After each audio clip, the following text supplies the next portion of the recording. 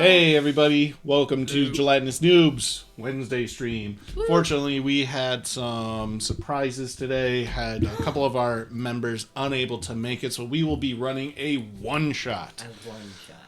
We hope our members, Feral Froggy and Sir Michael, are doing well. I don't. May they rest in peace. And we'll have a funeral for their characters this session. With that being said, Game Time with Matt. I don't really have a whole lot of announcements. I'll probably be doing something tomorrow around 7 o'clock. Maybe, maybe not. We'll see. Play it by ear. Paragon, anything for you? Dinosaur Prom, October 29th. No D&D next Wednesday because Matt has something going on. No, that's the 30th. The 30th? The 30th. That Wednesday. The 30th. So the 29th is Dinosaur Prom, nothing the next day. Because Matt thinks he has other priorities. That's true. Other than that, we got some one-shots next week again. Yeah, because I forgot it's my sister-in-law's birthday on Tuesday. So next week, we'll still be streaming, same times, starting at 7 for our Tuesday game, 6:30 for our Wednesday game. Both of those will be one-shots. Stay tuned to find out. But with that, no more other announcements. Let's jump into tonight's episode of The Theran Adventures.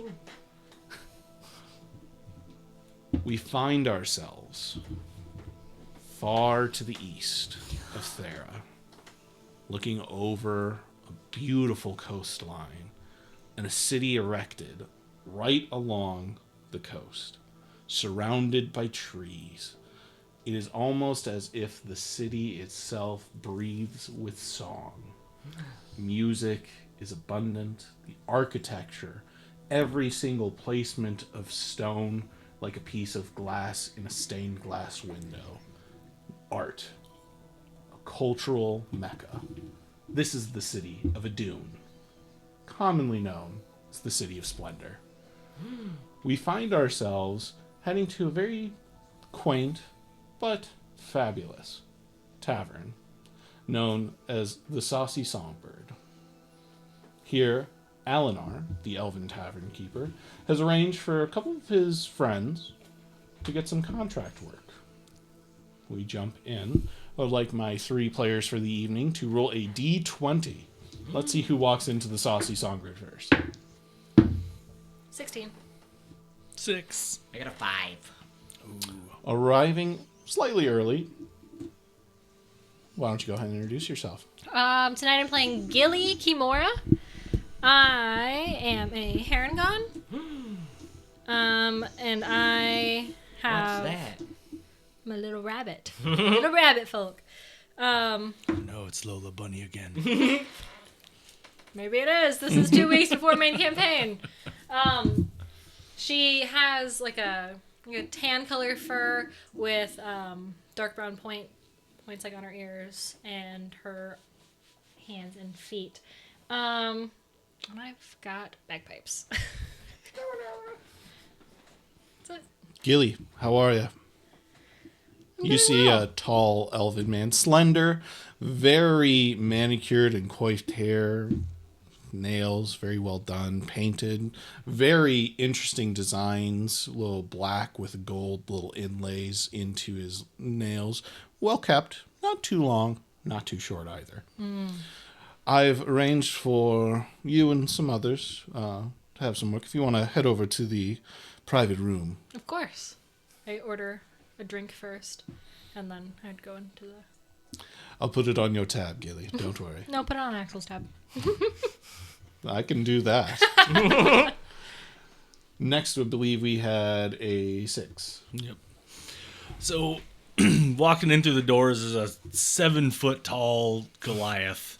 He's got his, the typical tribal tattoos, but there's a little something different to him. There's not really a design. They're just kind of striped all across his face in different areas.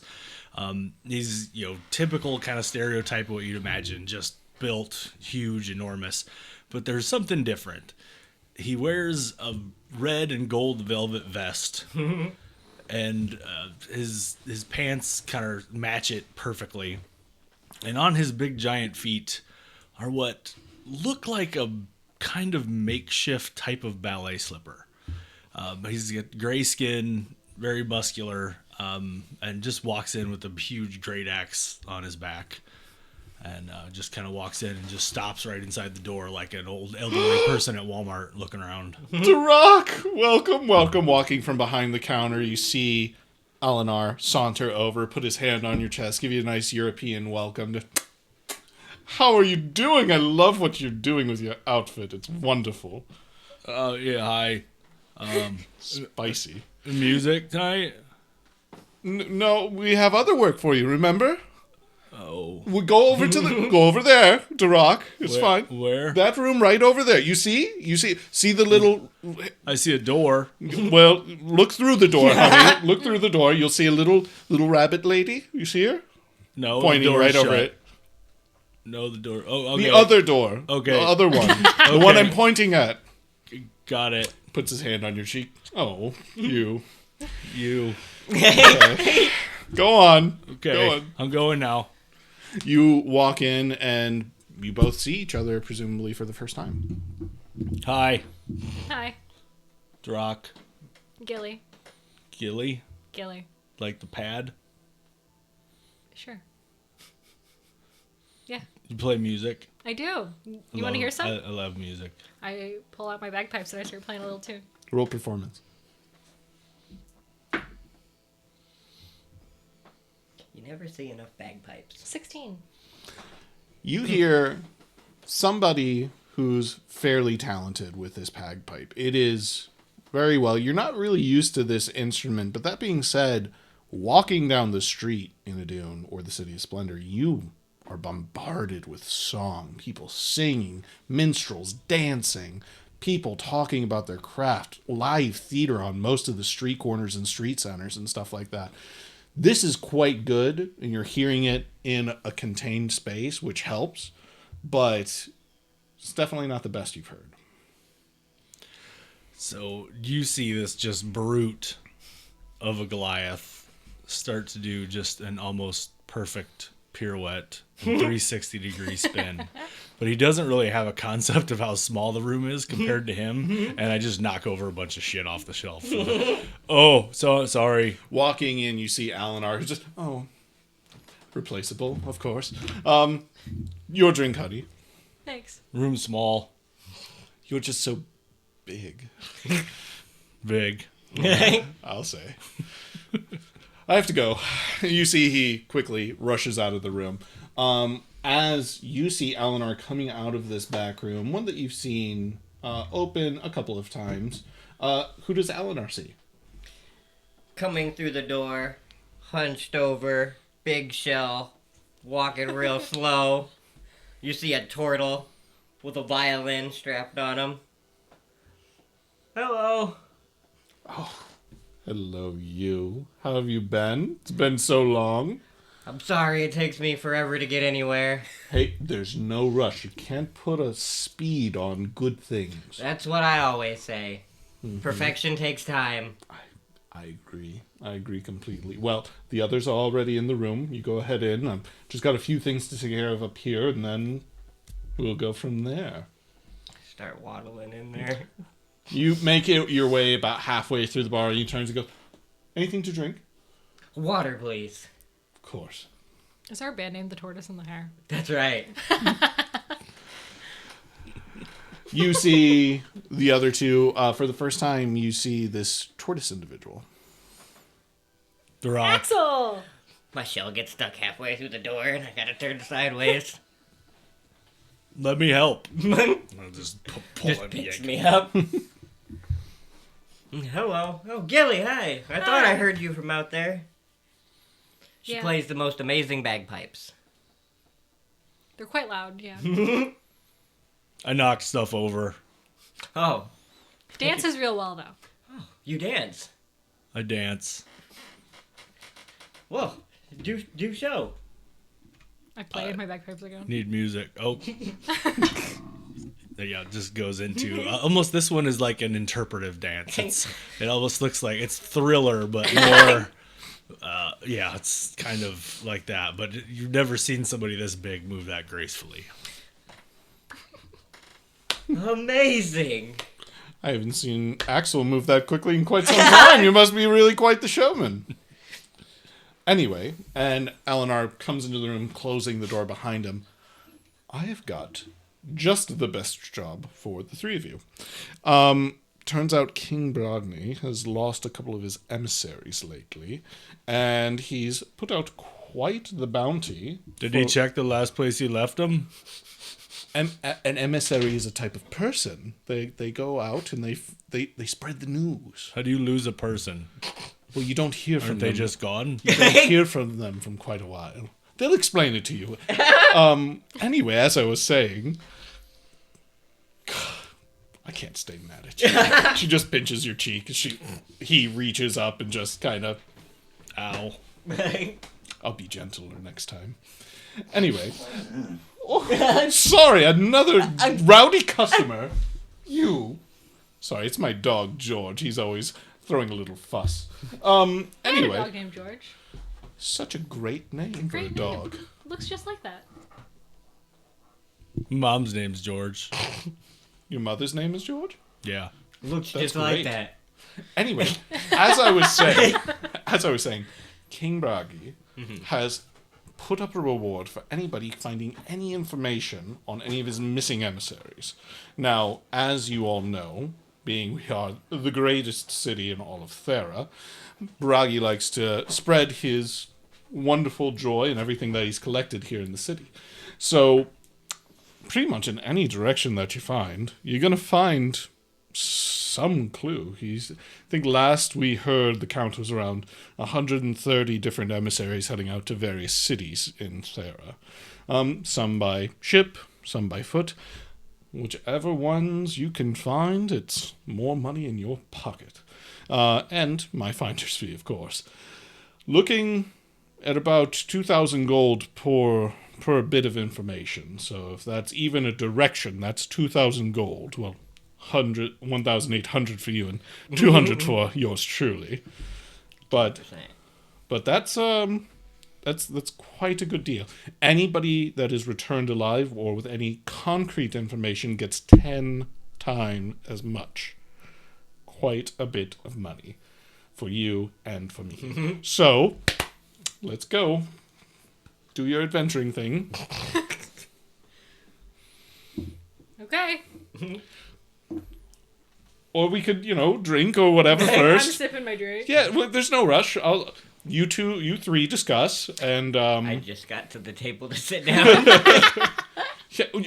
forgive me, Axel. I forgot I move a little quicker than you. Anyway, you three enjoy.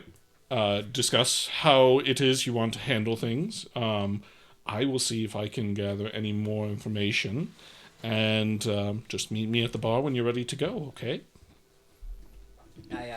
I have to let my dog George out. Did you hear him whimpering? Oh, he was so upset.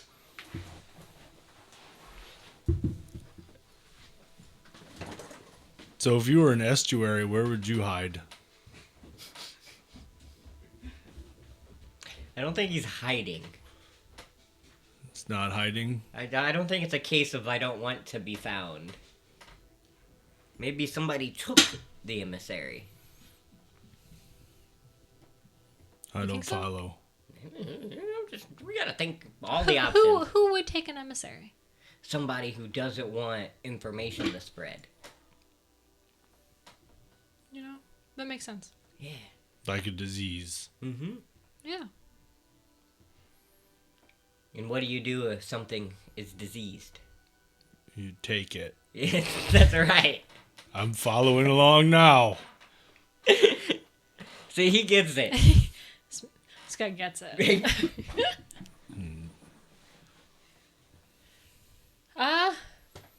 Where should we start? We should start with the emissary. I think he said that they went off to different cities across there, right? Uh-huh. How many different emissaries again? 130. 130. It's a lot to lose. So how do you lose 130 people? I say we go to Ormshold. That is a lot. What if the kings find it? King Broccoli? I said, yeah. You can't just lose 130 people. What if he sent them away? and lost them. I thought he said they were taken. Oh. I'm trying to follow along. I'm sorry. What if he's the one that took them? But I thought he lost them. It's a good way to lose something if you take it and say you lost it. True. My head just explodes. I didn't follow that sentence at all. So it's like insurance fraud. Mm-hmm. You set your house on fire. You get money for your house burning down. But you take all your stuff out of it and get it. say your stuff was in it. So we set this place on fire. No. And then the emissaries come out. So it's like so the building off the fire. You are like poor and you're paying insurance on your house. And then you set your house on fire and then the insurance company gives you money. Even though you did it yourself. I don't have a house. That's how I bought my last house. I thought you lived in your shell. It's a nice shell. So I set fire to the last one and bought this one. I don't know turtle anatomy. I thought that was part of your skeletal structure. No, I changed these like a tire. Like a hermit crab. Yeah. I got bedazzled ones and everything. Like, from my closet and pick a shell. There's actually no like disco balls anywhere. It's just him hung from the ceiling. Why do you think this town loves me so much? I have an axe. I have a violin. I don't want to set it on fire, though. Me neither. Okay. Just checking. You But guys that place so hot it seems like it's on fire. You guys set a lot of stuff on fire. Yeah. Sometimes. Maybe. But if insurance asks, I've never It set it never. on fire. I don't know who insurance is. Good. So Good. Don't talk to him. They're thieves. They take your money for no reason.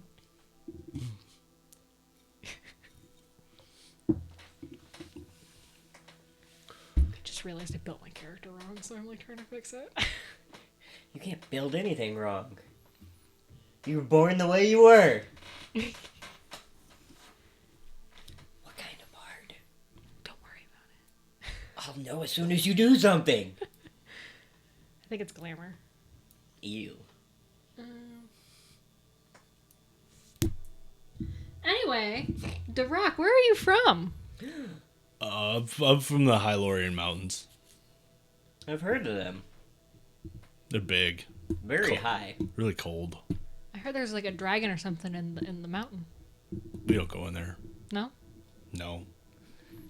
Only the weak go in there.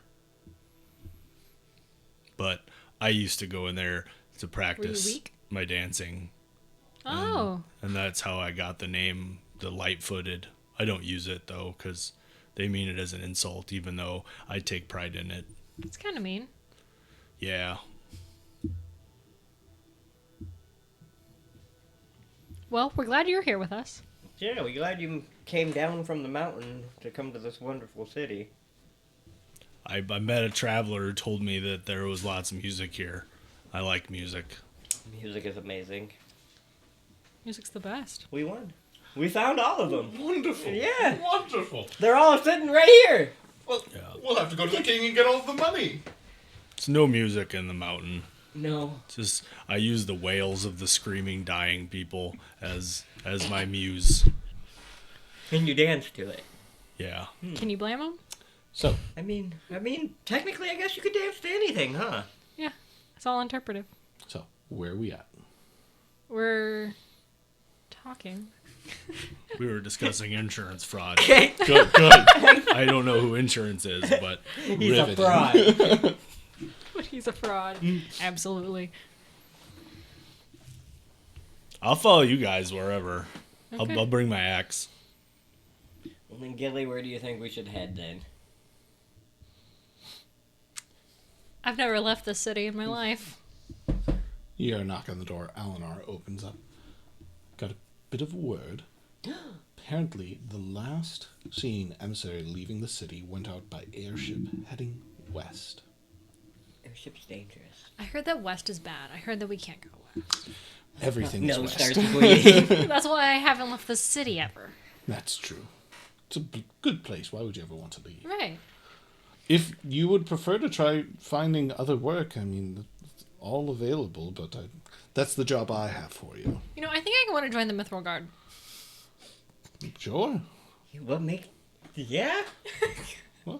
I heard that Sartell guys are great. Have to find money to get there, but if you got enough saved up, head to the airport. You know, I was gonna be a Mithril Guard member, but they told me I was too slow. I don't believe That's rude. them. I don't believe them. Me neither. They should have come to you. It's ridiculous. My 12th brother's 7th cousin. Mm-hmm. Their friend is Adrastus, and he's in the Mithril Guard.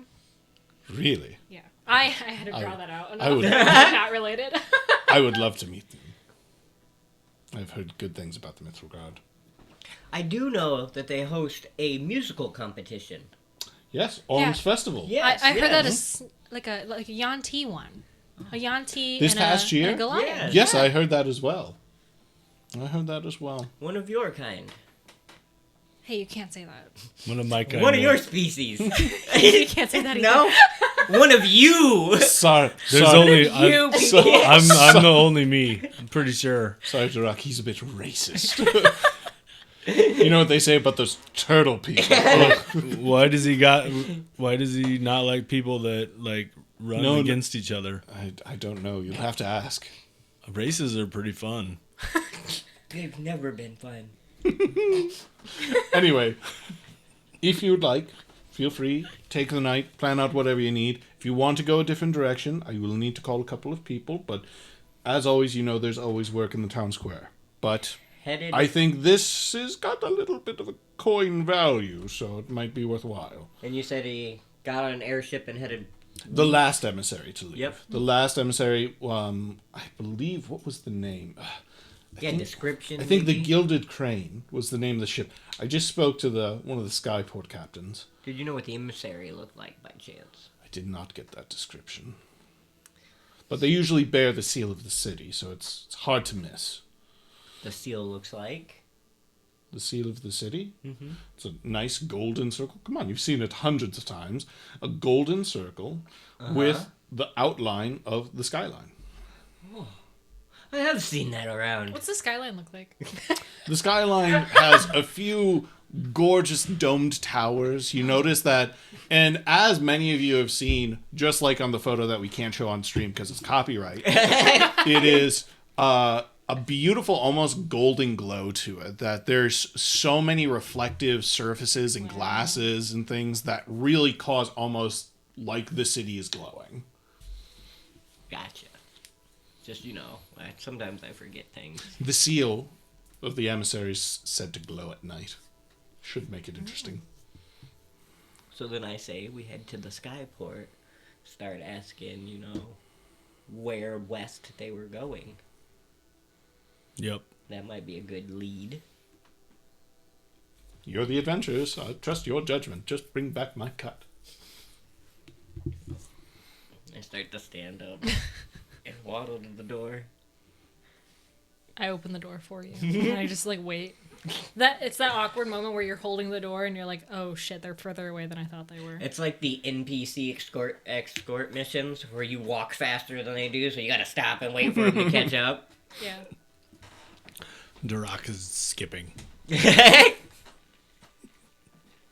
Alinar goes back to the tavern. He's got many patrons there where he's serving and taking care of. You do see the Skyport captain that he referred to sitting in one of the tables, one of the round tables, kind of not really by himself, but with a couple of people that are clearly not the people he showed up with. Have you seen an airship? Do you walk up to him and say that? Or you just come out of the room? Has anybody seen an airship?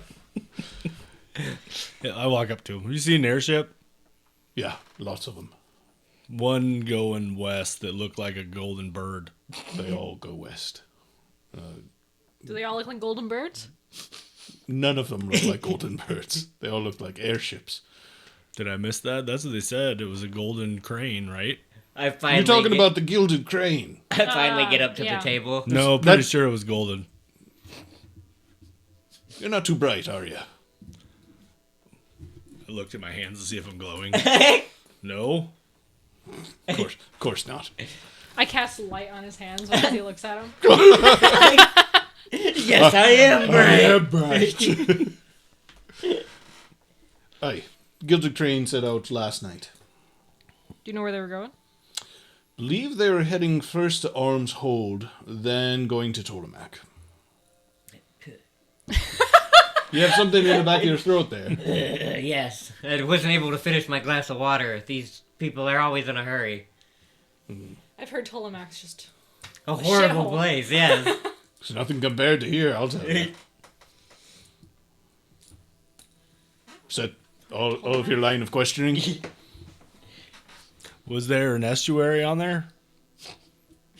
I don't think so. He means emissary. Oh, an emissary! I'll handle this. Don't speak for me. There weren't any estuaries, but there was an emissary. A couple of cloaked figures and a couple of other passengers as well as the crew.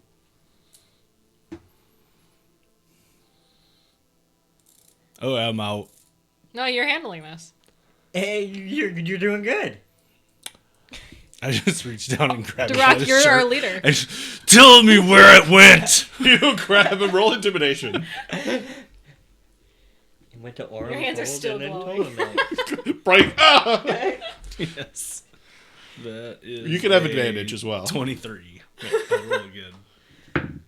Yeah, 23. Oh, you roll well tonight. So as you pick up this like late 50s, early 60s year old furbolg man, he's just I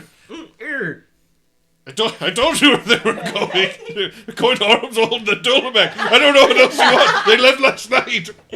I spilled my drink. Please. That's all I have left. Zach's crying. Please. What's the matter with you, Jordan fella? You're crying. Does he do this all the time? He's not going to hurt me, is he? I don't know, he's crazy. We've never met him before. Oh, God! So violent. He looks at you, his eyes pleading. Crying. So I say drop the man. You see most of the other people kind of like back up. You do notice that from the doorway, you see two guards walk in. Something that's very common with all of the guards in the city of Adun, City of Splendor, is they all wear full face, like complete face covered, golden kind of engraved ceiling engravings on the metalwork, as well as their armor itself being engraved. And they usually will bear shields with the sigil of the city, as well as spears. You see they kind of like turn all of them. Actually, roll history. You can have advantage because you've lived here your whole life. I love making shit up and getting it. 0. You don't know. This man is holding information from you. 16. You gotta get it. 16. 7. 7. You, Axel, haven't really had a lot of experience with the guards. For the most part, alone and they leave me alone. for the most part, it's a lot of people who, like, aside from, like, drunken disturbances and stuff like that, the City of Splendor is, it's not devoid of crime, but for the most part, it's just, splendid. it's pretty splendid. Mm-hmm. With a 16, you know that all of the guards in the city, in order to maintain the peace and the beauty of its music, have taken vows of silence so that they will not ever have to disturb the thing. Now, this, while in theory is beautiful, in practice makes things very difficult and very complicated because the guards can't and usually don't talk. So it's usually just, they will just physically take you out of a situation. Okay. I walk up to the guards as they walk in. And I'm like, hi, fellas. They both just walk past you. No. Roll persuasion. Don't As you're speak like- if as you're like- everything is good. As you're like hopping back and forth between them. 24.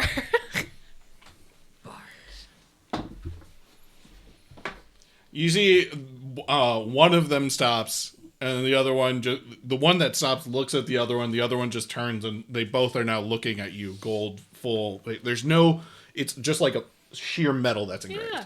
I wrote a song about how awesome the guards are in this town. You guys want to hear it?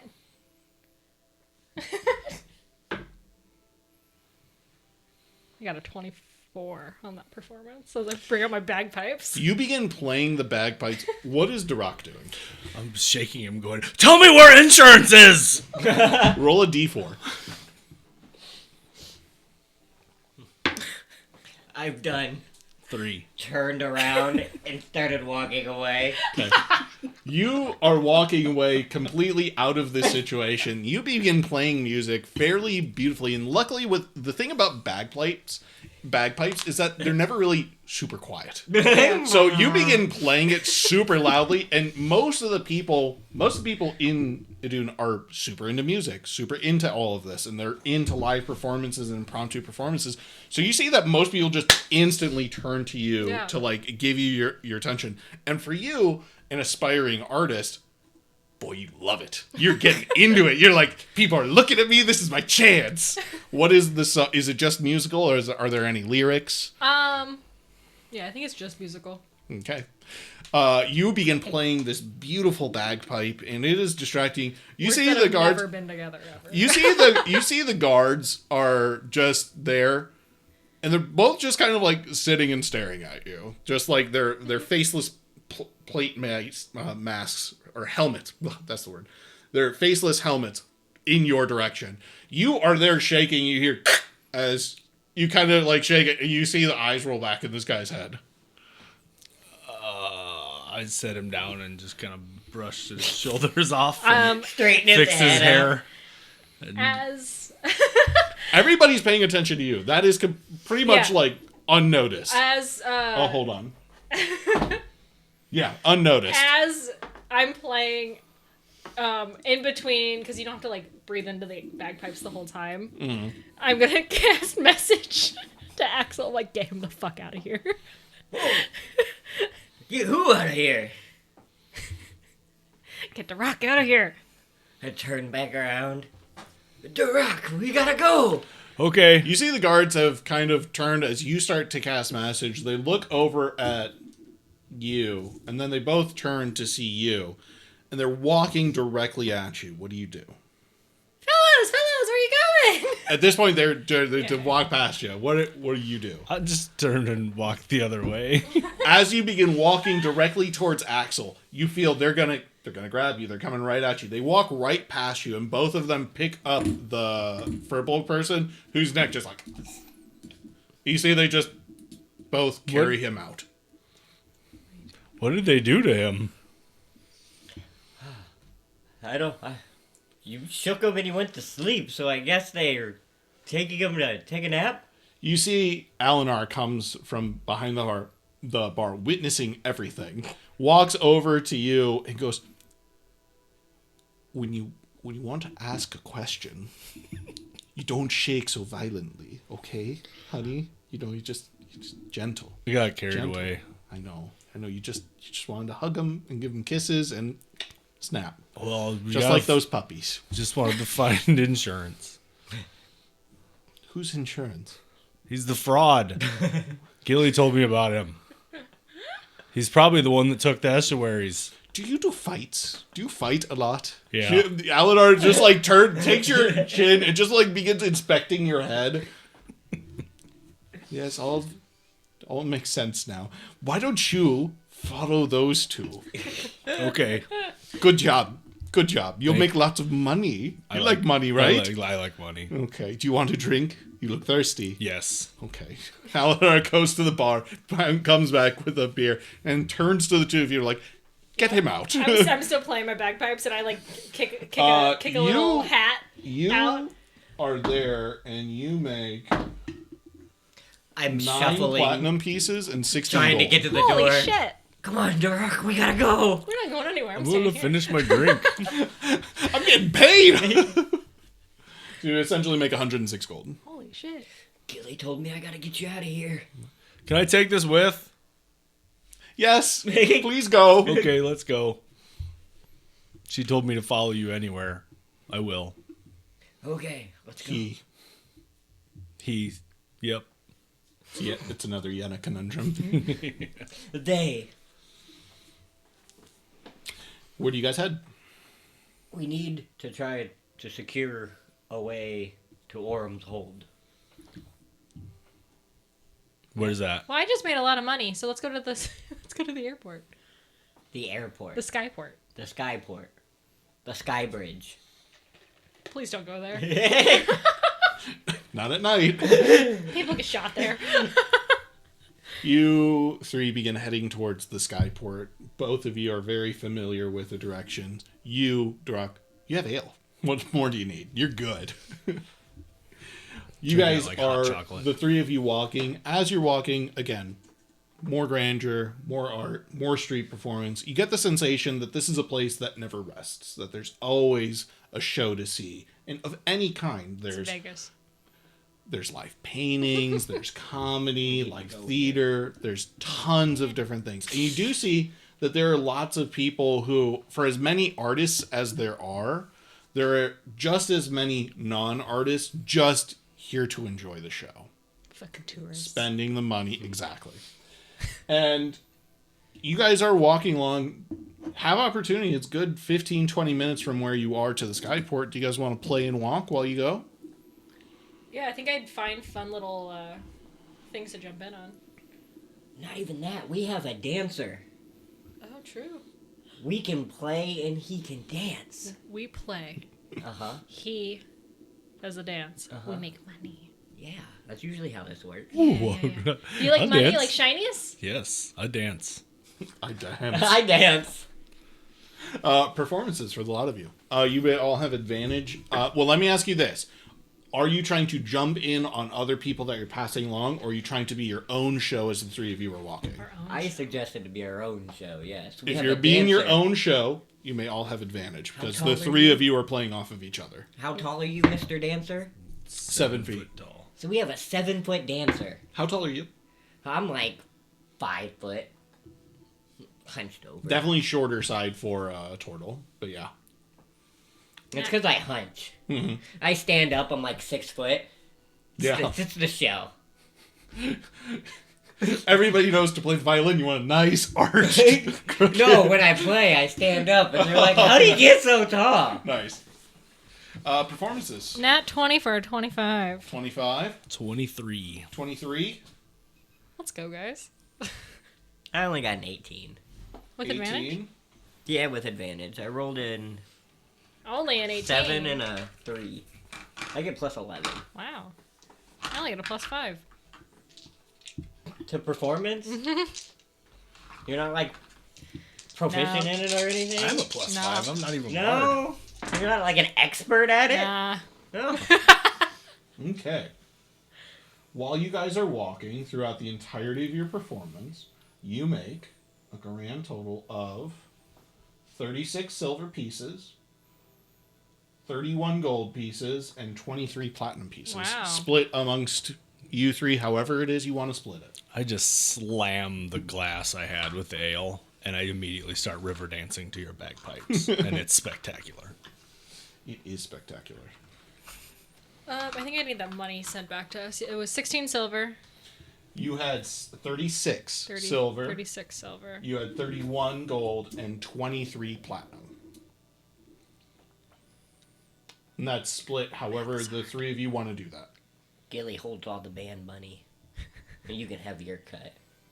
It just takes me forever to count Don't them. cut me. I worked so hard. I want to be a dancer. Don't cut me. Right at the ankles. The Achilles. Good? Yeah. Okay. You are finishing up your performance just as you're arriving at the Skyport. You see that there seems to be... It's a little quiet. You know, air travel isn't the most commonplace, but it's also not the most lavish of travel. But it is, relatively expensive, generally speaking. You do see a number of dockhands, captains. There seems to be a group of people. There are a couple of buildings here, local like Skyport taverns and stuff. So, where do you guys go from here? General knowledge. How much does an airship ticket usually cost? For where you're trying to get, probably around 100 gold per person. Okay. And that's a one-way ticket. Okay. Lucky for us. Right. I've got 300 gold. That's amazing. Real quick, everybody roll me a D100. So that's the percentile dice. Don't tell me what to roll. Okay, I won't. Roll what you feel. 92. You have an additional 92 gold from the start of the campaign from being a performer in the City of Splendor. 49. You have 49 additional gold from the start of the campaign, or start of the one-shot from being in the City of Splendor. 58. You have 58 gold from being in the City of Splendor. You're going to add that to your total gold tops. You can also add, hold on. 8 platinum. Which is 80 gold. Yeah. 8 platinum, 10 gold, and 12 silver.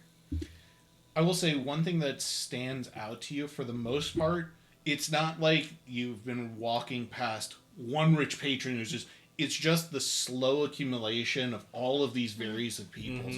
And that's one of the reasons why so many artists flock to the city, and why probably not you who was born here, but one of the reasons why you originally came is because, like, I want to be the best artist of whatever my profession is. I'm going to learn here, but not only that, I can also make a living there.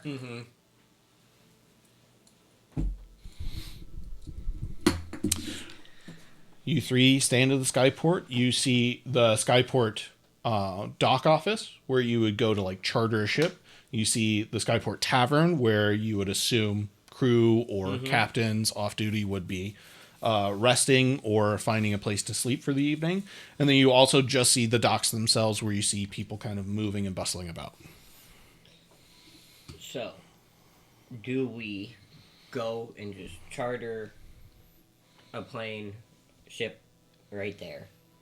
Or do we go into the tavern and, you know, look around and see if anybody might be heading that way and needs help? You can do that. I'll follow you guys. Anywhere. That's what I was told to do. You're doing great. Mission Thanks. accomplished. Yep, I've been behind you the whole time. You guys head to the The tavern, I guess. the tavern. You walk in. Again, it's a very lavish tavern. Has its modest in size, but fabulous in decor and sense of style. Now, if we ask any questions, don't shake anything. Do you think insurance is in here? We have to be subtle about that, because insurance won't tell us they're insurance. They always give you the go around and make you think it's not. Oh. Are there any hot captains in here? What kind of what suits your fancy? Yes. Yes. Okay. You see. Roll Performer, of course it's yes. roll perception. Let's see what you see. It's a 9. With a 9, you're looking around. You get the sense that a lot of these people are off duty. It's not like they're sitting in, like, pilots' uniforms and stuff like that. That being said, even with a 9, you do see a goblin. Has this nice big captain's hat on, got this nice elegant beard, beautiful coiffured mustache, very stylish. Not quite a suit, but like a vest and button-up kind of combo. Do you have a hook? Not that you can see right now. What does that mean? Wouldn't you like to know? You see he's sitting on a booster seat at the bar and is just kind of there, and he's talking with a couple of also Haragon people to his right. It's your kind. No. My kind. My brand. You know them, right? My brand. You know the brand. You obviously know them. They're related, right? You see your cousins. I was gonna say cousins. Oh, Gilly! It's your cousins, Millie and Jilly. And Tilly. No. You guys are still at the precipice of the door. You do see some other people. If you two would like to roll perception checks to see what you see. But yeah. Can you see what I see? I got a 6. Even worse. I think you see the goblin. Stands out. You see that goblin? I see the Haragons, and I'm like, 2. You see a bar where they serve alcohol. hey! There's beer here. You see the back of a turtle shell. You're just looking at me. You see the tops of most people's heads. You're very tall. You're like, booze.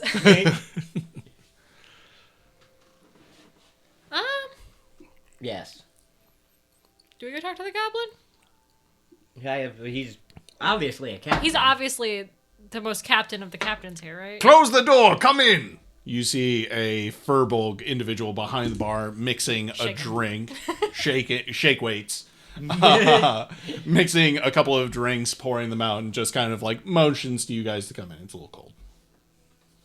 Shut the door, Duroc. A minute. Move up a couple steps so you can move in. Takes me a couple I'm minutes. following. but I'm doing what I'm supposed to do. Close the door behind me. I say, sorry, some of us are a little slow. Yeah, Duroc. That's all right. I'm not slow. It's all right. Enjoy yourselves. It's a place to be enjoyed. I'm fast, and I run across the room to show you. You run to the bar. You are fast. What's your poison? I don't have any. Water, then? Yeah. I'll take a beer. Oh, you have beer? We have I'll ale. have beer. Yes, ale. Thank you. Slides over an ale. 2 silver.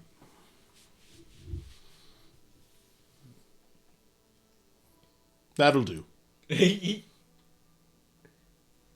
takes a platinum piece from you. I finally get up to the bar. Water, please. Not a problem. Slides over. It's a proportionally sized water. It's probably about a 36-ounce water. Everybody should stay hydrated. Couldn't agree more. You little lady. You work in the Skyport. Who is Yep. your favorite captain here? He points over to the goblin. Gizmo is the best one. Is he expensive? No. Where are you trying to go? What are you trying to do? Trying to get Ormshold? somewhere, or are you trying to We're hide? trying to get to something? Ormshold?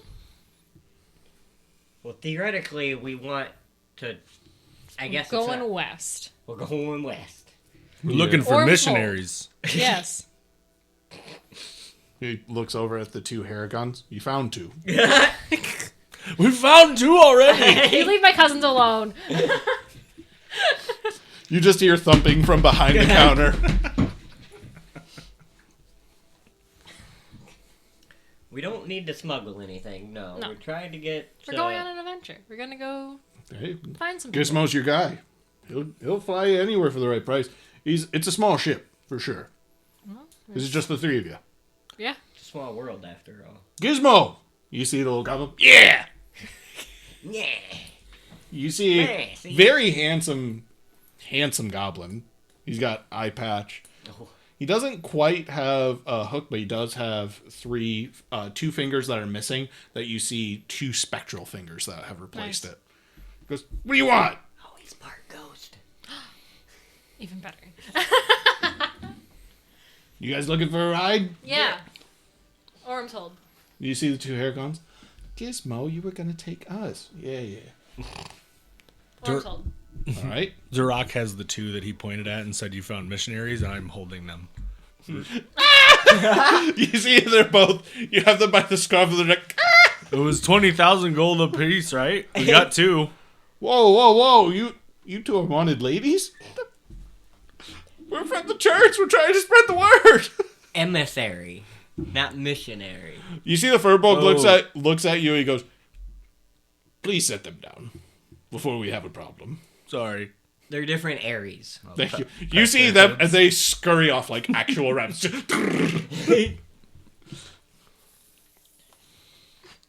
did good. You didn't shake them. So arms hold. I didn't Yeah. shake him. Yes, Orm's hold. All right. When you want to go? As soon as possible. I'll take you right now for 300 gold. 250. Please. No. $2.99. Wait. Roll persuasion and describe how you tried to persuade him. You hear my thumping in the back.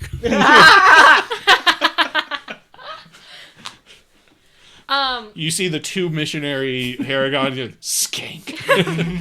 I use my feminine charm. To roll a 25. 250, huh? 250. What else comes with 250? I'm just kidding. Jeez. The pleasure of my company. I'm a nice person, and we can be friends. Yes, we can. All right, let's go. There's no time to wait. What are you hanging around with these two giants over here? I'm a little lady. They protect me. It's a good call. That's smart. All right, you guys ready? I'm born ready. Ready. Start waddling to the door. All right. Mine's the little ship over there. He kind of... Follow me. Just follow me. You see he climbs down from his booster seat and just starts walking out of the tavern. Eventually, he leads you over to the skyport, and you see a tiny little skiff. Barely fits about 8 people. We don't have 8 people. That's perfect. What's the crew look like? Was there a crew? Is it just him? Crew? Yeah, crew. Don't need him. Okay. Meet the captain. Yeah. That's right. You doubt my abilities? No. Should. Because I'm good.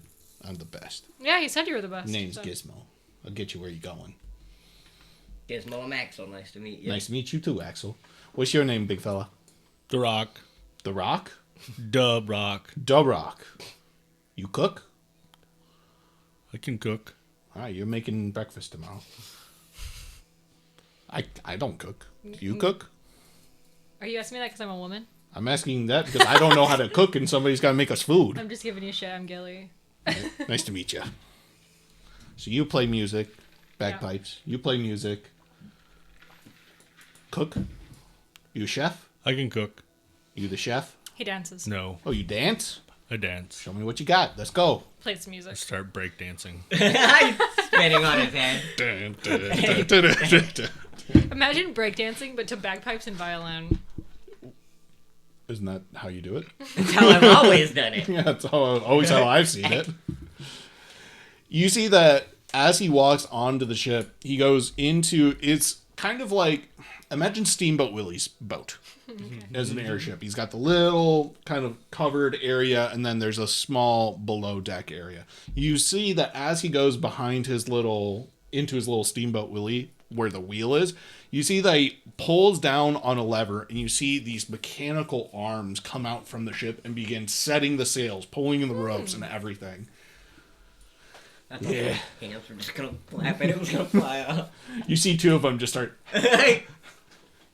I'm just kidding. They do that for fun. It's a great gag. The kids love it. Anyway. Yeah. We're going to be getting going here about 10 minutes. You guys are pretty good. Roll performances again. 16. 23. Dirty 20. Yeah, you guys are pretty good. Not the best I've seen, but pretty good. That's for sure. I rage. What? Hard number. Good. You guys see the ship is beginning to take off. You guys begin heading towards Aram's Hold. Okay. How long is it going to take to get to Orbs? With a ship this small, and you notice that it's picking up speed. As you guys are taking off, you notice that almost like dirt or raindrops falling off of a car that's moving at high speeds, you notice that this illusion of this kind of like older, rickety ship began to fade away. You see this really nice, almost like pearlescent white with gold accents and everything and silver inlays of this beautiful little airship. Like a sports car. Sorry about your ship. Me too. Looked like it fell off. It's all the way back there. Where's the fire? What fire? To cook. Oh. Do you want me to just make it here? We got heating rocks. I'll show you. He goes down and he I shows thought he was you. talking about the insurance scam. He shows you. He shows you kind of this like large flat cooktop stove, and you see it's a literal stone. You see that he walks in the front, pulls a lever out, twists it, and then puts it back in. And you see this little red ring begin to appear. You put your pot or pan or whatever you want on there, and that'll get hot. But don't touch it. You'll burn your fingers. I don't like red circle. All right. He turns it off. I'm good with sushi. You got sushi? Where put fire? Maybe I don't want you cooking on my boat. I can cook on fire. I don't have fire. I've got a heat stone. I'll try it. Don't break my ship. I'll break you. Put my hand on it. You notice that as you place your hand on it, this is fine. This isn't hot at all. You can't cook on this. It gets hot very fast. You take 4 fire damage. Okay, like fire. Yep. I told you. I warned you. What are you two doing? I think I'm just watching. Like leaning against the door, just like kind of watching. Like, oh my god. I'm on the bow of the ship because I'm assuming since this ship is smaller, it's faster than a regular It's the ship. fastest you've ever moved. It is true. I'm enjoying my nice speed, but I'm For thinking, the first time in your life, you feel a breeze across your face. and I'm thinking we might be able to catch up with the Gilded Crane. So I'm just looking, and then maybe looking out for the Gilded Crane. Cause when did it leave? Oh, last night. See, so we might be able to catch up to it. Gizmo doesn't say that. You know that. Mm-hmm. But I got stuck in But that's character. what's going into my mind. I'm just looking. Roll perception. You begin to cook. 11. What do you make? I'm gonna look through the whatever cupboards and stuff in there and see whatever there He is. doesn't have any food. No food, so I just have a pot of water boiling. That's it. So what are you going to put in there? Don't know yet. Holy something good. I'm pretty hungry. I just walk away. He looks at you. He's not cooking anything, is he? I'm gonna go down below deck, see if I can You are, find some you are rats. below Oh, deck. I'm looking for like rats, anything I can find on the ship. Roll perception check. Yeah, I don't know if he's gonna cook anything. I just met him. Do you have anything to eat? Got this ration. I'll take that. He starts chewing on this like beef jerky like food. Do you think we could? And then I like stick like some hardtack in there to see if I can like rehydrate it a little bit. Roll nature. Unjerkify it. 8. That's how that works. You don't find right? any rats or anything like that. The ship is like small and pretty clean. And anytime that there's an opening where you think that there is, it moves. Are there any boxes down there? Not really. It's a tiny ship. 16. I'm gonna try to find. I'm just using my brain here. I want to try to find just a piece of wood. I'll rip it off the side of the ship if I have to. You do find there are like cupboards and stuff like that. So like you find a shelf, take it out. And I just chop it into pieces with my hand axe. And I put it in the water. Your friend's gonna have to pay for that. You're gonna have to pay for that. That's my shelf. Cooking.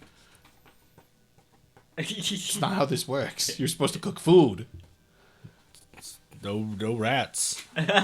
Friend's a heavy word. I just met him. I see. The other one's my friend. Where is He's the my oth- pal. Where is the other one?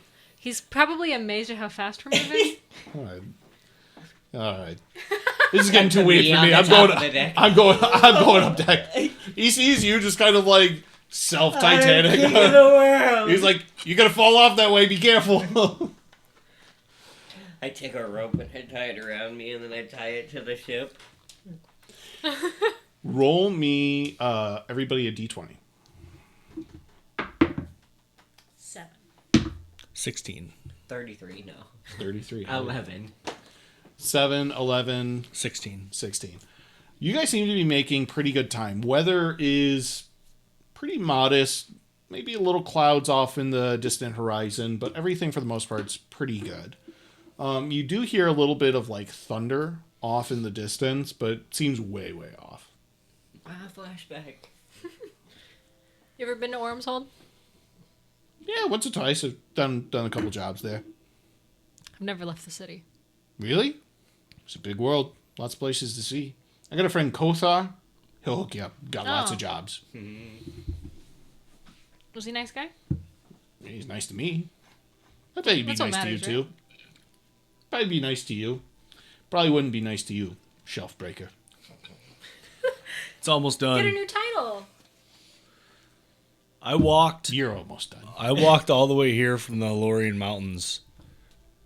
I learned how to make this, trust me. I don't believe you. Okay. You seem pretty dumb. Okay. I trust you. He begins poking your shin. What are you gonna do about it, dum-dum? Hmm? What are you gonna do about it? Gonna do anything? Oh, you gonna cry? Big crybaby's gonna cry because you broke my shelf? Huh? Yeah. I should throw you overboard, breaking my shelf like that. I don't like people breaking my stuff. You guys see him like he's getting angry. I'm backing up. I'm like, I don't know what this big guy can do. I retract into myself. He's slowly over the king of the world, dude. I just start doing like an interpretive dance, like it's a dance battle. Oh, yeah? I guess I got served. What are you gonna do about that? You're not gonna have any of my soup, man. You're not gonna have any of your soup. You see, he like starts running downstairs. Well, where'd he go? Who's flying the ship? You see, he comes back up with a shelf in the soup pan. Goes, "This your shitty soup?" No, I haven't strained it yet. He throws it overboard. Oh man. That's what I think about your cooking. That was your pot. Well, that wasn't very nice. You're not very nice. You broke my stuff. I needed food. That's not food. That's a shelf. There's no food. You were supposed to bring it. I asked if you cooked. You said yes. You didn't ask if I had food. Yeah, you asked if he cooked out if he had food. How am I the bad guy here? You want to know what? I'm gonna start. You guys keep this up. I'm turning this ship around. I'm in my shell. Yeah. Let's just keep this civil. You guys do your thing. I'll just steer the ship. Do you want me to make another pot? I don't want you to do anything. Okay. Don't break anything. Don't touch anything. And give you a ration. Okay. Here you go. Here's some food. Thank you. Duroc hasn't eaten in weeks. Nothing but shelves. Nothing but wood scraps. Wood soup. Very fibrous, though. You see that he goes into his Steamboat Willie kind of compartment. He sits down and he just pops open a flask and starts drinking. I literally just sat down Indian style in the middle of the kitchen when he told me to not do nothing. And I'm just sitting there. Okay. Time begins to pass. The first day goes by. Roll perception checks. 12. 11. 18. 12, 11, 18. You guys see that the mountains are getting a little bit closer to the west. You're crossing over. You see this large, giant lake. There's this beautiful kind of another city underneath you, but you begin heading It's that shithole. northwest. Do you ask? Yeah, I go, what's that city? That's Larrakis. Bunch of assholes live there. Yeah. Yeah, self-righteous assholes. They think they're better than everybody else because they can get their own stuff. These are all guide you. Fuck you. I spit over the edge. He runs over the edge and spits over the edge too. Cut down Hey, somebody big walking guy. in the Big city. guy. You can come over here. Okay. Spit over the edge. My mouth's really dry. It's the altitude, you know. You just let dribble all over your chin. God, you're dumb. I'm not dumb. What are you gonna do about it? Dumb. Fucking pick him up with one hand. You pick him up with one hand. Yeah. You gotta throw me overboard, dum. Is that what you're gonna do? Then what do you got? Well, I can't spit. I'd like to see you try. Go ahead, do it. Do it. Let's see how dumb you are. Matt's captains don't. And like I my spit dad. this time, actually. That's right. That's what I thought. You don't have the balls to throw me overboard. You ain't got shit without me, without Gizmo. I'm the man here. No matter how big you think you are, think you're better than me because you could reach the top shelf, I don't give a shit. Oh, you don't care that I broke it now? That's good. I put him down. I do care that you broke my shit. You said you couldn't reach it, and you didn't care. I have to get my step stool. Could we cook that? No! Stop breaking my shit! Okay. I'm going I don't back. know what you want. You told me to cook. She just walks away. He just walks away. You see that he goes back to his cabin and starts drinking heavily again. He's never touched a drink before he met you. Roll me a d20, everybody. 6. 4. 2. Wow, guys. You Yeah. guys do hear that thunder is kind of approaching on the horizon. Still a little bit off, but getting closer. You guys still flying pretty smoothly, though. Should I tell you guys that I'm afraid of thunderstorms? No, because now we're going to use it against you. I go Yeah. get a sheet of metal and I'm like... You rip it off the wall. Why are you afraid of thunderstorms? It's just the act of friction amongst the cloud particles. It can't What hurt do those you. words mean? What? What? I Sorry, I blacked out for a second. My brain got a splinter. As night rapidly approaches, you guys feel that you've been moving very quickly on such a small ship, and it's also very light, very empty. But you guys see on the horizon that dusk is very rapidly approaching. Roll me another perception check. 14. 14. 14. Nice, 14's With all around. 3 14s, Yeah. you see 14 stars on the horizon.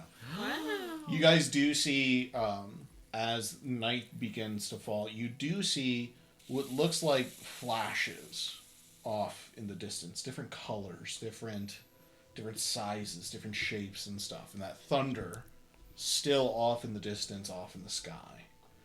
But one thing stands out. While most of these things on the horizon are flashes, you do see one almost looking like a fire. A streak of fire that shoots up into the air about maybe 120 feet before dissipating. Is it in the air or is it coming from the ground? Shooting from the ground into From the the air. ground into the air. Hey, Gizmo, you ever see that? See what? And I Dumb, I stupid go and I face. slap him around a little bit. No, stop. Banana. Fire from the ground, up into the air. Where? Where did you see That way. He walks over. You see, you looking. He stumbles over. He's very clearly fairly intoxicated. He's looking Should over. you be flying the ship right now? I'm always flying the ship. Autopilot.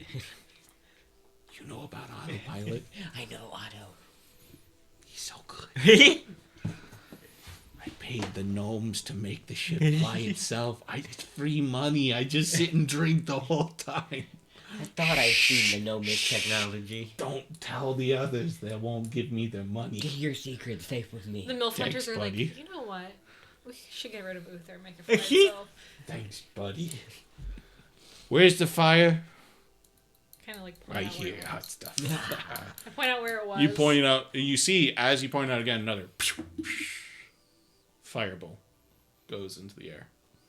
About 120 feet and then disperses. You see that? Yeah. Yeah, you see a lot of weird shit in the forest out here.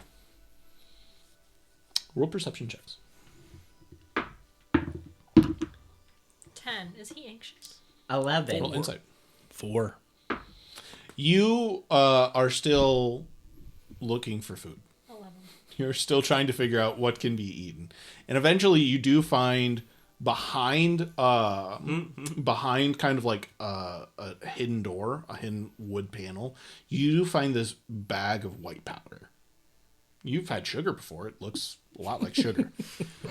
You said you got 11? Yeah, for perception. Perception, you're looking out, you see that streak, and you hear what did you get? I think I got it like a 12. With a 12. Both of you almost hear almost barely the edge of your perception of your hearing. Just the...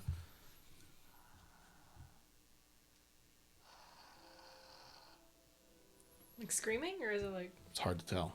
But you hear something. Something coming from that direction. With your insight of... 11. He seems drunk. He's at a point where he is just drunk. Hey, Captain, does this ship ever have to land? Captain Gizmo.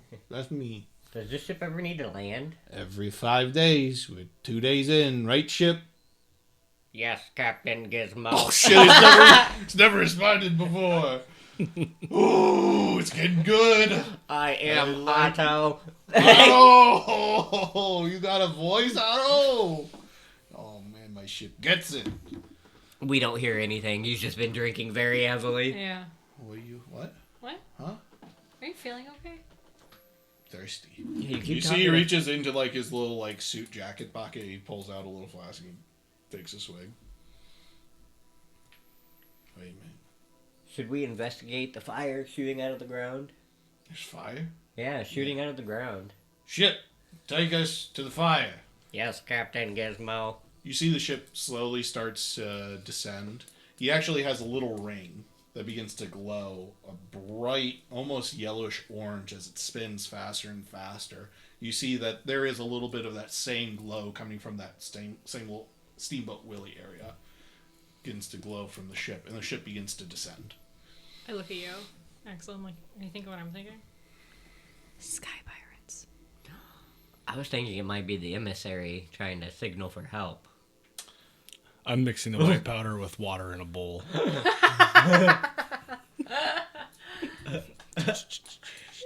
Pretty well mixed. Do you boil it?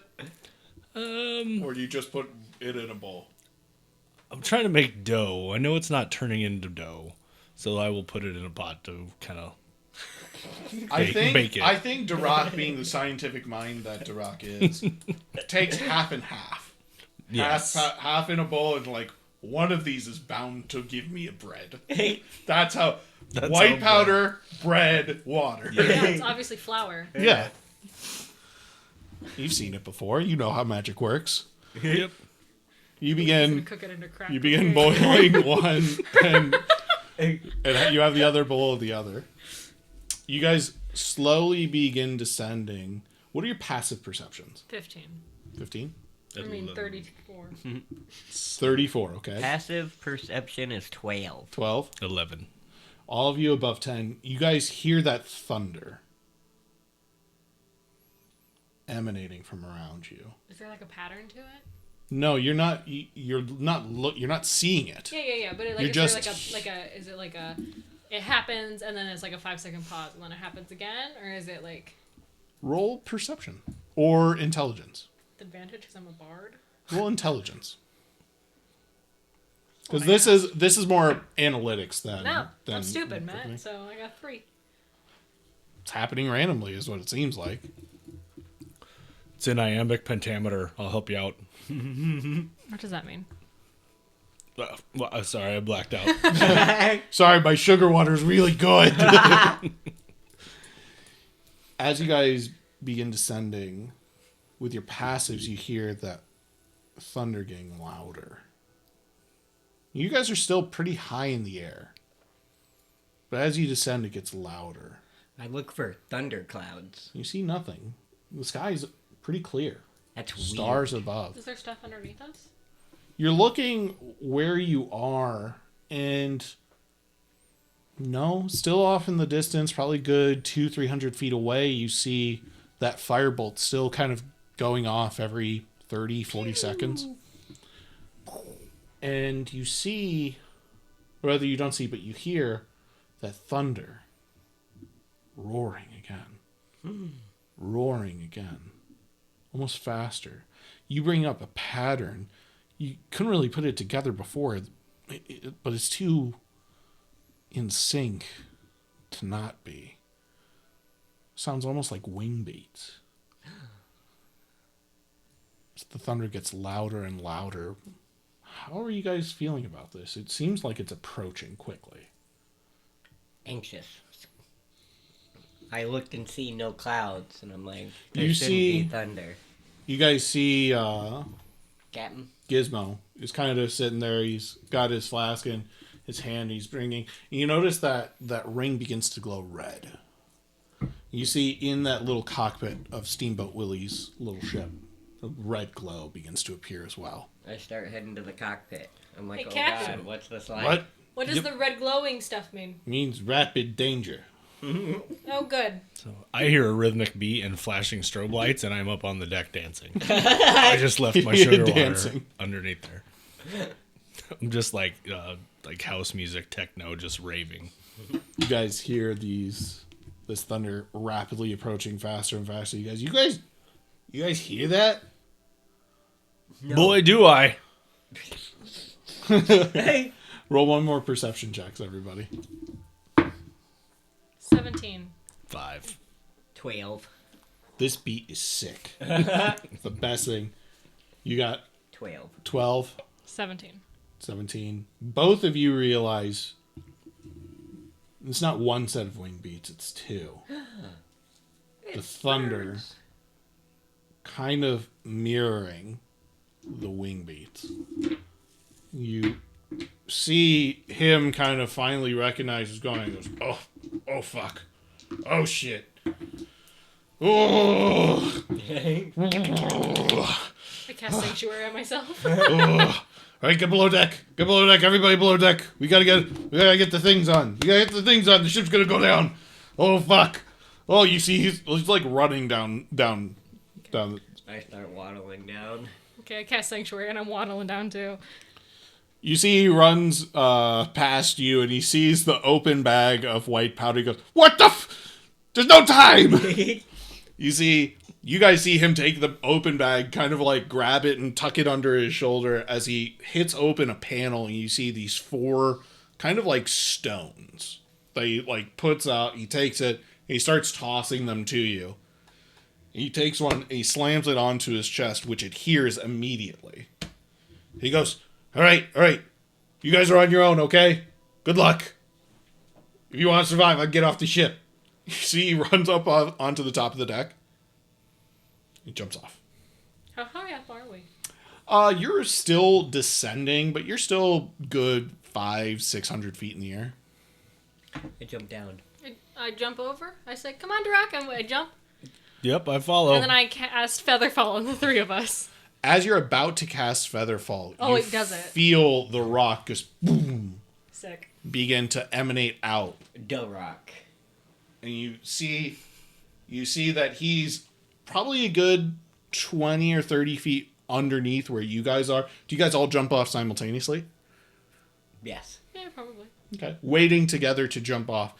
You guys jump off. It's night. They had to wait for me to climb up there. It's night, but the moon is still out. Roll me one last perception check. Dun, dun, dun, dun, dun, dun, 25. 3. 19. 25, 3, and a 19. You're looking up as they kind of like grab you and take you off the ship. So you're going backwards and you're like, what? My brain. Yeah. But I was dancing. And as you're looking up, you just see this giant, probably 200-foot wingspan of this giant mouth just crunching down onto the ship. The two of you are facing the other way, seeing Gizmo going like, ugh, this sucks. No, And then Otto. you see...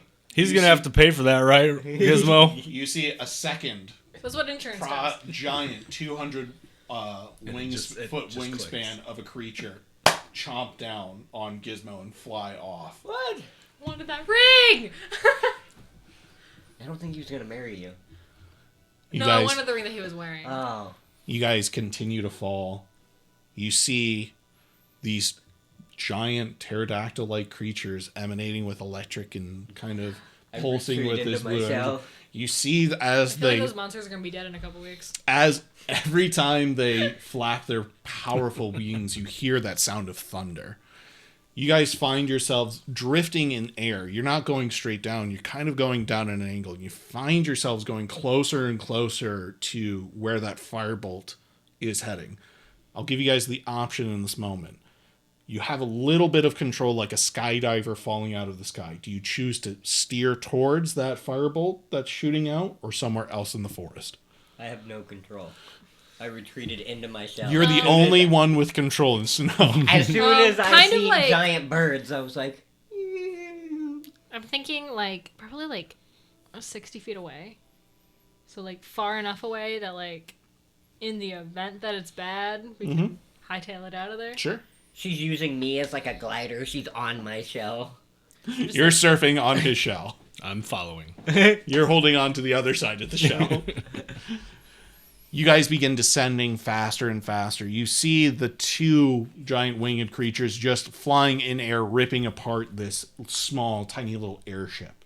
And as you begin descending further and further down, eventually you're trying to make it down to the ground, but this canopy is so thick and there's so many vines and not vines, but like jungle roots and everything that kind of sprawl out. You find yourselves like hitting these things. Luckily, with these rocks still pulsing and emanating out, you're not hitting them hard, but you are kind of like spinning over Edward.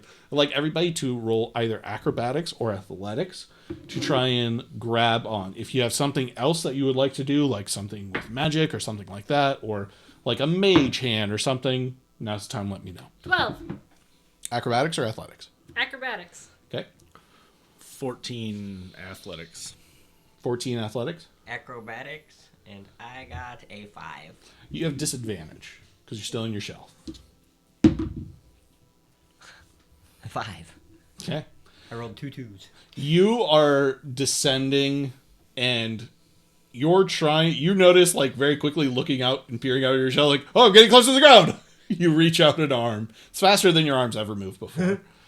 But you guys do find a way to tangle yourselves in these ropes. Luckily, both of you are above 10 and you don't find yourselves wrapped up in a way where you're kind of restrained. Unfortunately, you find yourself slightly restrained, just being wrapped up in these vines. So, The rock cut me out. I take a dagger and I start cutting them out. Ow. it takes 6 seconds, but you're able to cut them out fairly easily. There is a little bit of a predicament here. You're still in the air, but those rocks that you have stopped pulsing. They've kind of fallen inert, and they fall off of your I chests. was just about to ask that, yeah. How do we get down? Climb. Can turtles climb trees? No. No. No. Was there like an edge that we could like walk over to? So right now, imagine it like Tarzan swinging on a jungle vine. You're in that vine space between solid trees. So you have to kind of like try to swing over to a tree to try and get to something solid. You do see that you are probably around 70, 75 feet from where these firebolts are shooting off. And as you're realizing as another firebolt goes off, you see that it illuminates up. And there is a downed airship, kind of broken up. There's a large hole in the front and side of it where you see this individual who's kind of just like every once in a while just shooting out a little firebolt. Hey, you guys, try this. And I'm wrapping a long vine around like my legs and around my waist and everything. And I just do like that Cirque du Soleil thing where I'm like shoot, flipping. And Roll performance with advantage because you're a dancer. ooh, 13. The 13, you begin wrapping yourself up, and it's climbing further up your neck and stuff, and you're like, wait a minute, that's how you die. And you stop, and it does take you a moment, but you are able to get to a point. It's not quite as artistic as you'd like, but you are able to get to a point where you can solidly swing to either side, either tree. Okay. So yeah, I'll swing to one of the trees. Using Durak's help, you guys are safely able to get to one of the sides of the trees. It's still a good 50, 60 feet in the air to climb down. Thank you, Durak. I would have never been able to do that. No problem. It's pretty fun. And then I Okay, climb climbing on down. Durak's back. Carry him down, please. Okay. You guys make it to the canopy floor. How many of you have dark vision? I don't know. I didn't check that. My vision is always dark. I'm blind. I don't think I do. Is that in features and traits? Languages and proficiencies. so. I don't think you do either. No, I don't. I have the darker vision. Both of you, it's dark out. The only light that you see emanates from that firebolt every 30, 35 seconds. You're looking around. You're in a dense jungle setting. You're looking. You're trying to see anything. Roll perception check. Both of you roll perception as well, but know that it's solely based on hearing. 14. 14. You're looking out, and every once in a while you'll see a flash from that firebolt. With a 14, it's difficult, but it's almost like you see eyes in the distance. That reflective little bit of eyes in the opposite direction of the ship. It's a ghost. 9. 3. Darak, you're just thinking how you could have nailed that Cirque du Soleil act. You're thinking about what you could have done differently. You want to master your craft, and that's where your head's at. You don't really... It's just dark out, and don't worry, the sun will be up. Yep.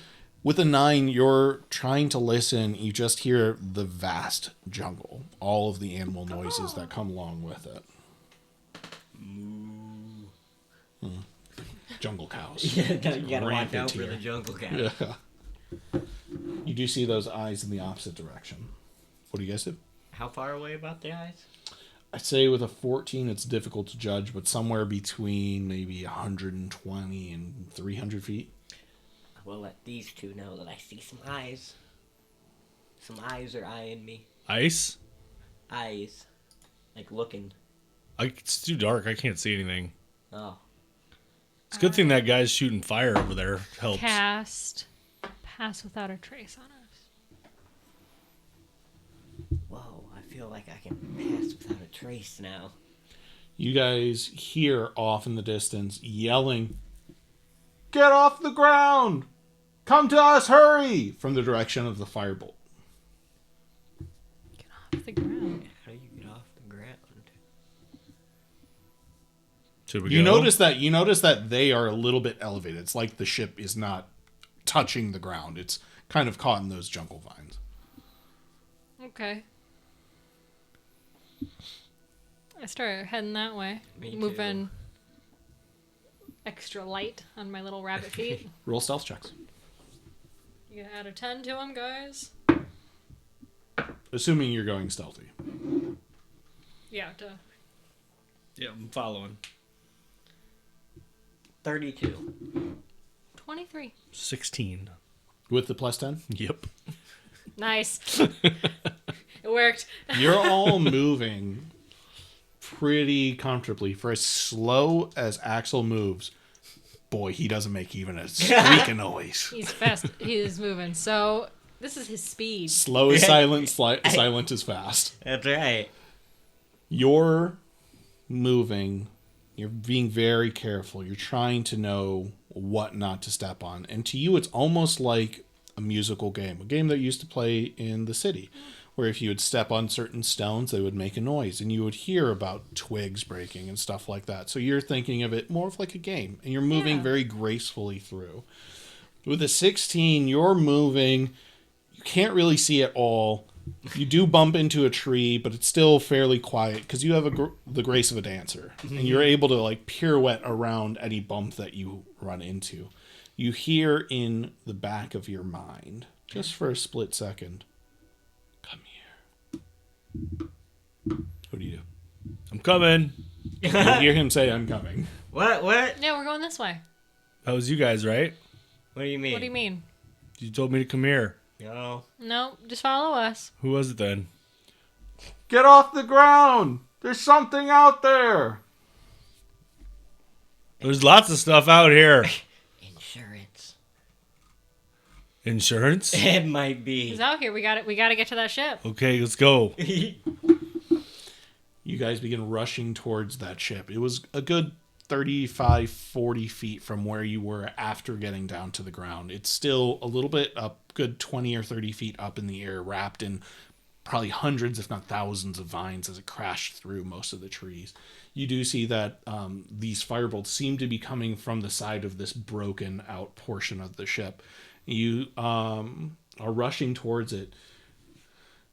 How do you guys want to approach going in? Are you just climbing up, trying to get into that hole as quickly as possible? Are you taking a moment to see what you see in there? What are you doing? I try to see who's on the ship. Take inventory of who's on the ship. I know I'm slow, so I'm just trying to get right into there. Sure. I just jump on it too. Okay.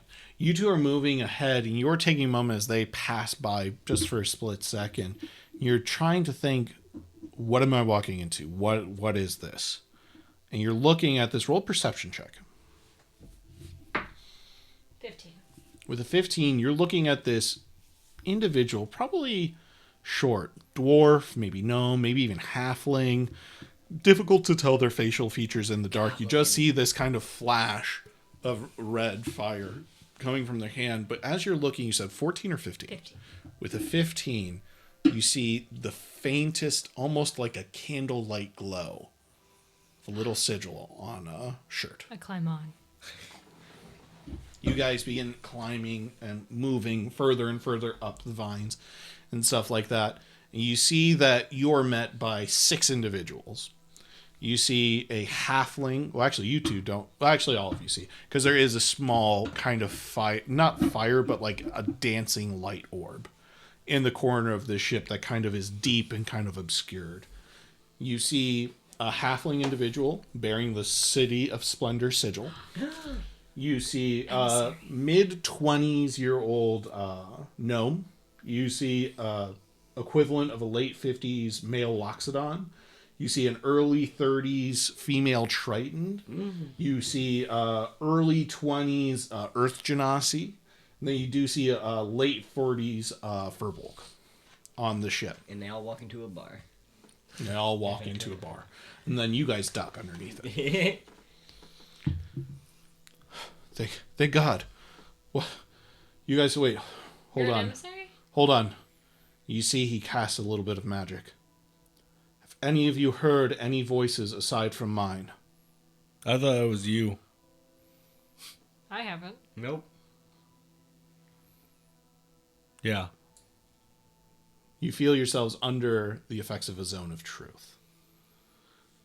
You feel... No, I did not. You feel him lower his guard a bit. He goes, quick, come in. There's something out there. It's beckoning people into the...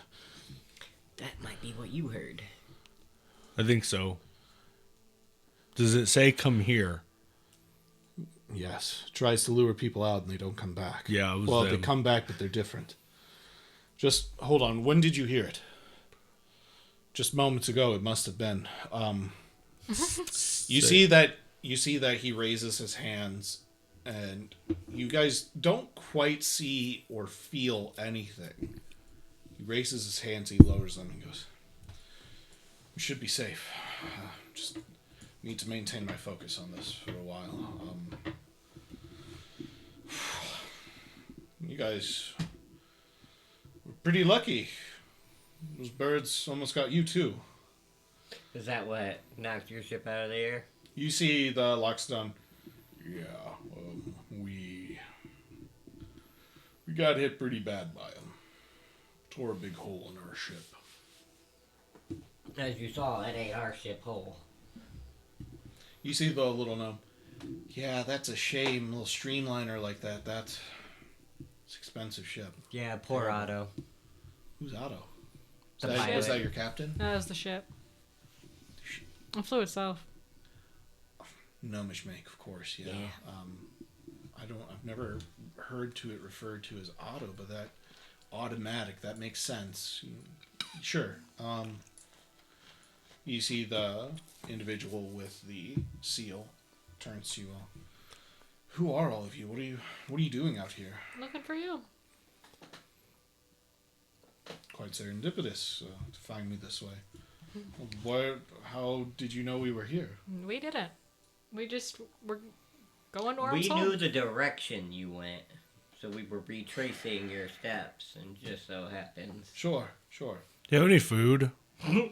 You see the furbolg. And go, yeah, we got some rations. Luckily, it's one of the things that survived. Come over here, buddy. You got these shelves. I made wood soup, but the captain threw it overboard. Yeah, he was kind of mean. What?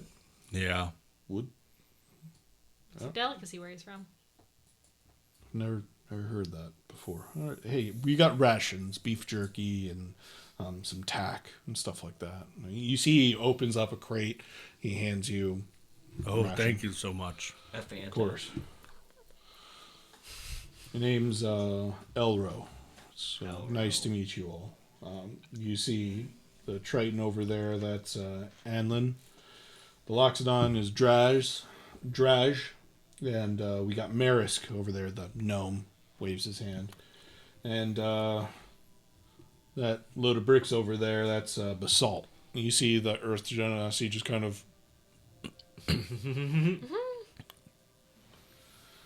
You see the halfling emissary turn to you. My name is Holgan. It's nice to meet you all. I am Axel. Gilly. Axel. Gilly. Duroc. Okay. You guys were following me. You must have been coming from the city of Splendor, huh? Yes. Yeah. Uh-huh. Well, hopefully you guys have some way of reaching out to somebody to come get us. Yeah. Yeah. Roar. I Do you? don't think so. Hallar didn't give us anything, so. No. I don't know what they're looking at, but I don't. Yeah. Well, we're I've got some magical abilities, but that was not a skill I ever attained. I have an axe. That might help. It's pretty good. Definitely if we need to defend ourselves again. Again. Well, you see most of the four individuals kind of like lower their head, and then you see the Furbolg turn. There was more of us. There were a couple of other passengers and some hooded individuals. They all wanted to head out and maybe find food or find some way of some civilization or anything. A couple of them, I think, wanted to go back to Larquise, although that's got to be probably 20 days by mount or something. It's pretty far away. But yeah, we're anyway. A couple of them came back, including the captain, but they were different. Almost like they were possessed or something. And we tried to talk to them, but they really wanted us all to just come out of here. And luckily, Holgan had a off vibe about him. And once we refused enough times, they started getting violent. And we scared them off, but I don't know, something. They weren't quite themselves. It's weird. Well, I have no means of a way to contact anyone. Yeah, we didn't think this through very well, did we? And we can't just sit here because eventually we'll run out of food and whatnot. I heard a story about the sports team. I don't know sports. And they crashed. Sports ball. Yeah, they crashed their airship in the mountains, and then they started eating each other. So you suggest we start eating each other? No. You see the Loxodon goes, we still have months we got months of food here. We filled up while we were in Idun, so we got food for a while, but Dang. Comes down to it. We eat the bigger ones. they're looking at you, buddy. What? What? Uh-huh. You can cook, right? I can cook. Good. Yeah, we'll have wood soup. We have a fire? No, we're I not can having. make some. Holgan goes, look, maybe the best thing for us to do. The closest place is the coast, and maybe we can find some way to the Isle of Flora. But I don't know how we'll get across the bay. By But swimming. You're a really good swimmer, I Axel. am, yes. yeah, it's a couple 100 miles, but yeah. Well, you could float most of it. You don't got to use your arms and legs the whole time. Yeah, and something comes up and eats us. That's scary. Yeah. Anyway, maybe we can.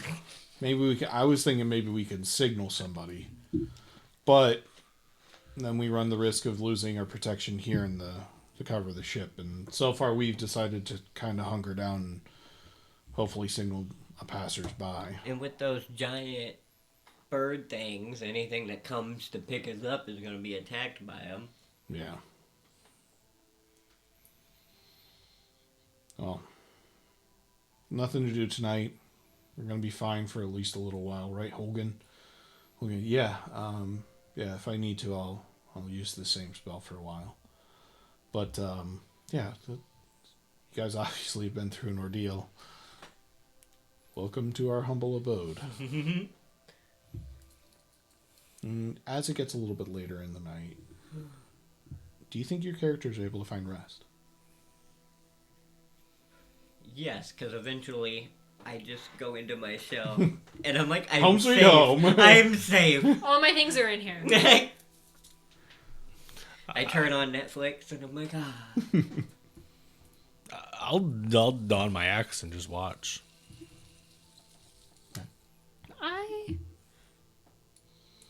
Actually, scoot over. Don't Let know. me in. Yeah, let me in there. I don't know. I think eventually she'll fall asleep, but I don't know if it's the most restful sleep. Sure. You don't think you fall asleep? Probably eventually. Eventually. You guys wake up. Roll me Constitution saves. With advantage. Thank God. 18. Natural 20 for a 25. Okay. Nice. Let's go. 21. It's uncomfortable. It's stressful. It's not a situation that any of you have really ever found yourselves in before. But just the sheer excitement of everything, you eventually pass out. I Fall blame asleep. Gizmo. Oh, fuck. You wake up the next morning. You see Holgan sleeping. You do see Draj, the Loxodon, standing there kind of keeping an eye. You notice that he's kind of pulled in some makeshift like tarps and stuff to kind of cover up the opening of the ship. Morning. Feel free to any of the food you guys want. Did anything happen? No, luckily. But I'll tell you what, we're getting some pretty weird vibes, and we're thinking it might be a good idea for all of us to maybe venture out, see what's around, and There's safety in numbers. yeah. Where are you going? By Off by myself. There's safety in numbers. What do you think? Yeah, let's go. I hop down. You jump out of the thing. As you jump down, you immediately find yourself face to face with this kind of like essentially like a gazelle. Just kind of like freezes as it looks up, and you make eye contact with it. Hi, buddy. Begins jumping off as soon as you say hello. Oh, man. That always happens. Roll wisdom save. Oh, I'm going to kill this. Actually, not too bad. 18. You feel this gnawing at the back of your mind, like, come this way. I'll help you. Over here. And then you think about that little rabbit and the little gazelle, and it ran off in the other direction. Take off after the gazelle. I'm like, Durak, is everything okay down there? You see Durak jumps, sees a gazelle, and then chases off after it. I hop down. I'm like, oh, geez, Durak. You gotta stay with us. You Go see, back. You see the Loxodon goes, I was thinking we'd all wait till we're all awake, but you guys are taking off. He might know where emissaries are. We found one. We did? Yes. Durak is landed and immediately being chasing a gazelle. Yeah. I'm in the little Heron Guns room and I'm like, what the fuck? Axel is following. Draj, the Loxodon, turns to you and goes, I wanted to wait till everybody was awake and we could all go together, but your friends already took off. I'll stop. I don't have friends anymore. You guys are my friends. Welcome aboard. Welcome to the crew. We're not exactly fighters, and Holgen's the only one with any real martial skill, so... Well, that's why I'm here. Axel, You're a fighter? I have a sword. I can't catch him anyway.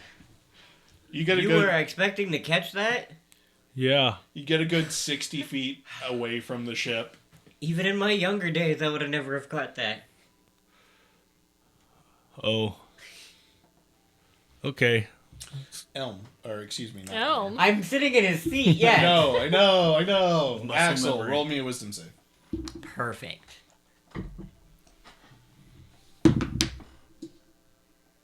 17. 17. You feel this gnawing at the back of your mind. Nom, nom, Same. nom. Don't worry, it's fine. Come here, I'll help you. Just kind of off in the distance. But you kind of shake it off. You look in that direction and Shake don't it see off. anything.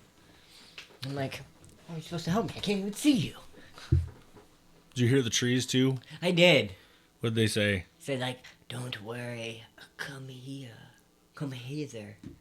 They didn't have an accent when they talked to me. No, mine was a No. very thick accent. That's weird. Yeah. Different kind of tree, probably. Mm-hmm. Okay. Mine was probably an elm. Yeah. I think we need to head back to the ship. Yeah, probably. Okay. You guys make your way back to the ship. Make it there eventually. Hey, when I hopped down, something was gnawing at the back of my mind. Something was biting you? It felt like it was gnawing at the back of my mind. Okay. And it was like, come hither. Don't worrieth. I can help thou. Don't worry. See Holgen kind of very exhausted, kind of rubbing his eyes and looks up at you guys. What, in your mind? Yes. But my mind's like a steel trap, so I was able to fight it off. Did you guys see anything last night before you got onto the ship? I didn't see anything. I did. Saw a gazelle this morning. We're in the jungle. The animals here. I'd seen a set of eyes looking, and I described the eyes. What direction? I point there to the direction. You see he looks off in that direction. You see Holgen looks back at the rest of the crew. I don't know, guys. It feels pretty dangerous if there's something out there. Something gnawing at our minds. What do you guys want to do? Can't stay here. I mean, true. Yeah, but where are we gonna go? I mean, we're really far from anywhere. I mean, we could just live here. Just make a home for ourselves. Maybe we can make our way to the coast. I mean, maybe Which there's way's the How coast? far's that? probably a good 20, 30 miles. You know, it's not close, but the closest. Maybe we'll be able to find some ships or something. How many days will that take us? 6 years. Probably about a week. Full 10 day. He said 20 to 30 miles. It's gonna take me 6 years. We'll leave you behind. Duroc, you're gonna have to carry me. Okay. I'll pick him up. I think we're heading to gonna the go to the coast. Yeah, you guys want to do that? Cause what the town of Lara Keys is like 20 days by mount. Yeah, we're Pretty far from we're, there. we're a couple 100 miles from there at least. And the coast is closer. Yeah. And then if we follow the coast, eventually we'll come into contact with some civilization. Somebody. Yeah. Hopefully. All right, let's get going. Let's set up some ground rules. You see Holgen kind of looking around. If anybody hears anything, tell us immediately. Don't keep it to yourself. Everybody keep an eye on where everybody else is. I mean, as gross as it sounds, even when we're going off I don't want anybody getting picked off while they're by themselves. Should we have a secret password? Should be able to tell if there's anything going on. You see, as he looks into you, he goes, "You're thinking about how we're going to get out of this." I am. Yeah. What am I thinking? It's weird. I'm not really getting anything. It's just kind of a liminal void. I just get Perfect. static. He's really wait, good. no, wait, hold on. I thought it was static. It's a beat. I'm just thinking about dancing and gazelles. Dancing gazelles. I start beatboxing, and then you see a little dancing gazelle in my head. It's like that scene from Encanto, where the donkeys. The donkeys, yes. You're thinking about how bagpipes are really good for making signals. Yeah. Okay, well, it's not perfect, but I'm doing my best. It's not really my thing. I'm doing what I can. It's the gist. Yeah. You can probably make money doing that. Well, Is this your card? it really, I'll be honest, I use it when I'm trying to figure out what would draw people to Idun.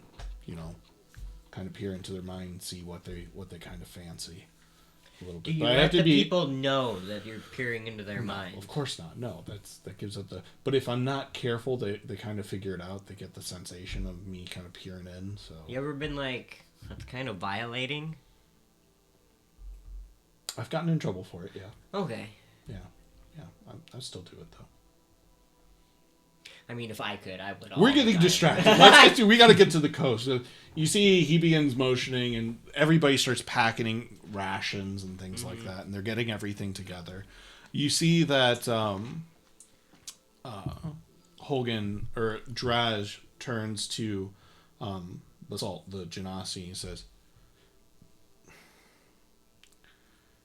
"Do you think we should take it?" You see the crew kind of are sitting there, with the exception of Holgan. The five of them begin turning and talking to one another. Yeah. Take what? Take what? Roll perception checks. You hear them kind of talking amongst themselves. I'm just staring off into space. 19. I'm not even gonna roll it. Just looking around. 11. 19 and 11. It's not a big space. It wasn't that My difficult. ears With an 11, you hear them talking. Like, should we? I don't know. Seems important. Yeah. Maybe it's worth something. You hear those hooded figures. Should we take their chest? It's pretty fancy. It's got to be valuable, whatever's in there. All right, yeah, we'll take it.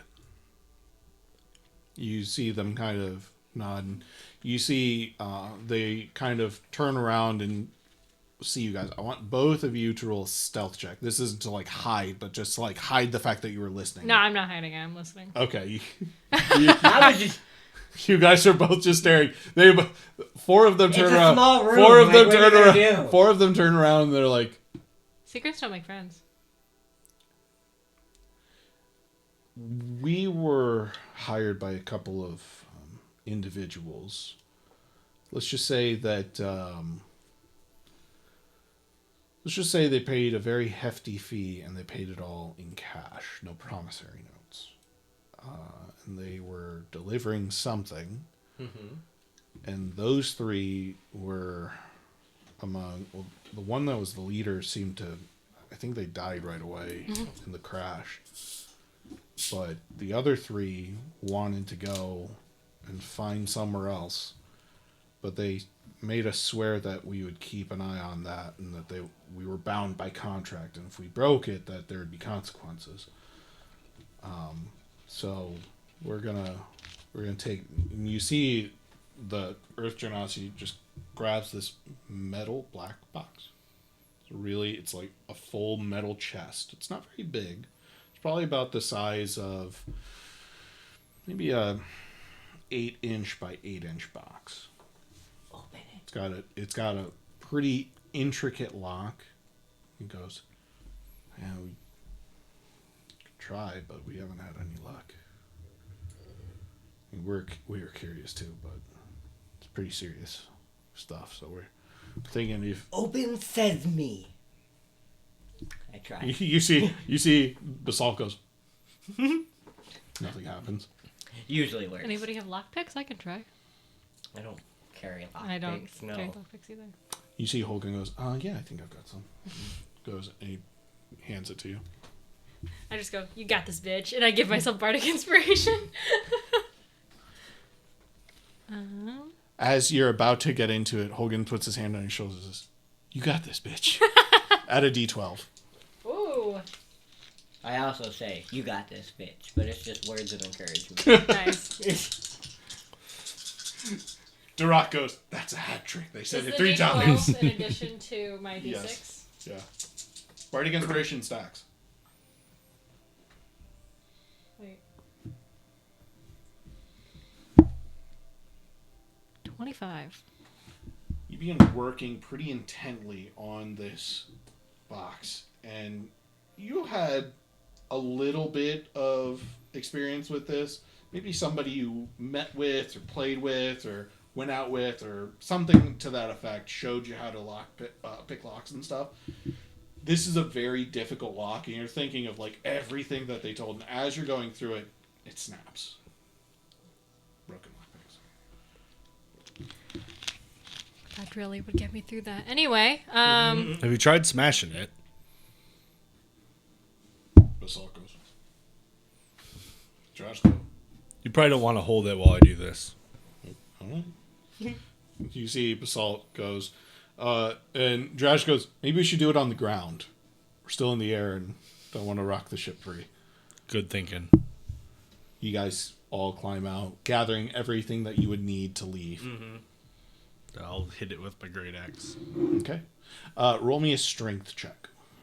Straight strength. 900.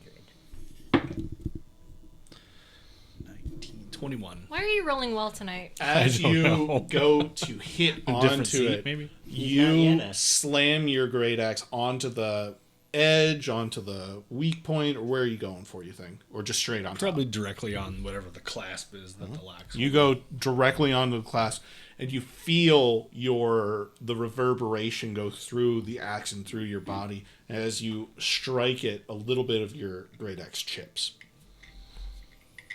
That didn't work. Damn, sorry.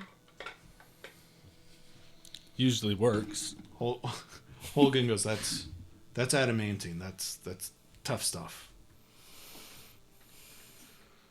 I'm out of ideas. Basalt goes,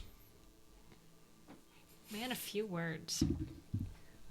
And you said Did you say that? I'm the- like, wow, the- man, a few words. he takes it, he puts it under his arm and goes, the hooded people, you said that was their box?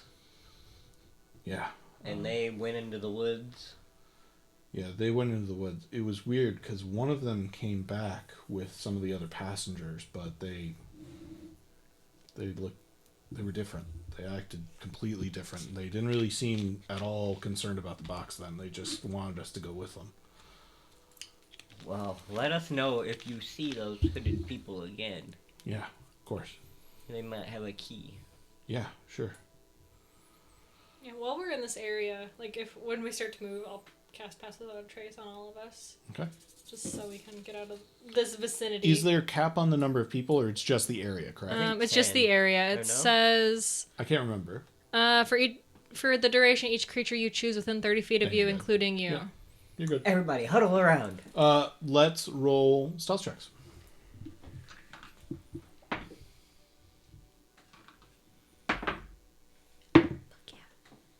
Oof. Got 32. Nat 20 for a 32. Nice. I got a nat 1. Ooh. For a total of, Inspiration. I'm inspired. 25. Nice, good job. I know. I don't know where this is coming 22. from. It's the fighter dice. 22. You guys are moving very quietly and stuff like that. You notice that Holgen is right there behind you, moving pretty quietly. You get the impression that Holgen maybe has a side job. You do see most of the other crew, the Furbolg and everybody, are moving pretty quietly. Except then you see Basalt, who's just like... and you feel the magic of the the pass without a trait, like all of these leaves rushing underneath every one of his footsteps as he steps, but he's still very heavy and makes a lot of noise as he's walking. Yay. Everybody turns and looks at him and goes, That's okay. Yeah, you know, you can't help it. You're And born like this. you guys begin marching, heading off Hi-ho. into the Hi-ho. distance till eventually you reach around midday. Sun is high, but it's difficult to tell. The canopy is so thick. There's just streams of light I piercing was just through. about to say, how do we know it's midday? And as you're there, you see Basalt kind of... He taps you on your shell. Yes? He But points Saul over in a saying direction. he heard the voice. You see everybody else kind of turns around, looking. Don't That see way. anything. Roll perception checks. 19. 9. 18. 18. You said 18? Yep. Well, then- 18. You got 19? Yeah. With a 9, you're there and you're just thinking, idiot, making so much noise. At 18, 19, you're looking around and you see almost like a mirage. Just kind of this aura effect of like something's trying to mask itself. Just standing off. But whatever it is, it's big, probably standing around 9.5 feet tall. And seems to be half peering out from behind a tree. I think in my head, come here, I can help you. I think I go. Do you think if we ignore it, it'll go away? Ignore what? You Exactly. See Holgen goes, Do you think there's something there? I know there's something there. I'm sure there's something there. Okay. I think we just ignore it. All right. Why Like a clingy axe, we ignore it and we just. don't you guys take behind and I'll take the lead, Sure. and then we'll have the non-combatants in the middle. Yeah. Gotcha. You guys begin to continue. I don't like how he assumes I'm a combatant. Moving I play the through violin. this first day, eventually nightfall finds you. You set up camp.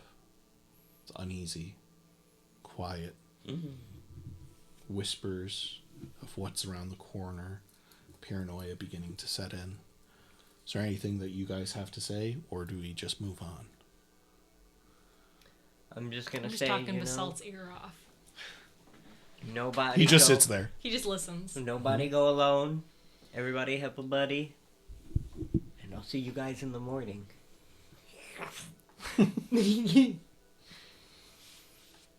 Where did he go when he goes in there? Hey. He said not to go alone, and then he just went. So I think So it's actually, he's just really within himself. You can see the gnome is just like making a diagram on the ground. He goes, see, turtle people have a little interior space that they can go. I'm sorry, I'm boring you. Where's I his? thought it was his. Isn't that where his body spine. is? Yeah, well, his body's got it's got natural pockets. See, that's how they evolved to avoid predators in the open ocean. Okay. I say from this to Shell. See, this guy gets it. Thanks. I tried to stick my arm in my pocket. See how far it'll go. It's kind of like that, except now pretend that your pocket is a protective hard shell that's really difficult for predators to get through. It's velvet. It's super soft. Yeah, so it's not like that. Imagine the opposite of that. That'd be uncomfortable. Yep. The night continues. I want more of the conversation. Gilly, roll wisdom save. Uh-oh. Matt's tired of me. I was 5 minutes in. 17. Come on, over here. I can bring you to safety. I can show you the world. I heard something. Don't go. What did you hear? It's trying to get me to go that way. I point in the general direction that I felt like I needed to go. Point in the. Did it have an accent? No. Neither Axel, did roll mine. wisdom save. 11. With an 11, you feel compelled to come out of your shell, begin heading in the opposite direction. Am I compelled to say anything to them? No, you just feel this need, as you hear this voice. Hey, come here, I can get you to safety. You're like, Axel, where are you going? oh, I'm good, I'm safe. You hear this. And then when Gilly asked me... That's what you hear when she Oh, asks. okay. I just keep walking there. He just keeps moving slowly. Can I reach and grab his shell? Yeah, absolutely. I'm still, like, walking. You don't feel any intense resistance or anything. You're able to, like, stop him. You do feel a little bit of a pull and, like, stop. And it's like something's got you snagged, and you're just thinking, like, how you got to get out of this. My shell's stuck. See, Holgan looks up at you guys. He goes, what's going on? Is it the voice? It must be. I heard it. Roll perception checks. You too. Me too. Nat 20 for 25. Nice. 19. 18. That's like my 18. fourth nat 20 tonight. As you guys are No. there, you hear these large footsteps, noticing them for the first time.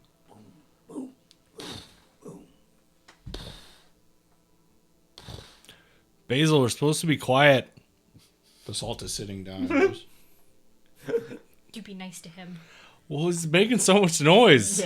you guys see from behind him, coming out of the shadow of the canopy, the light, which is so dim for such a small campfire.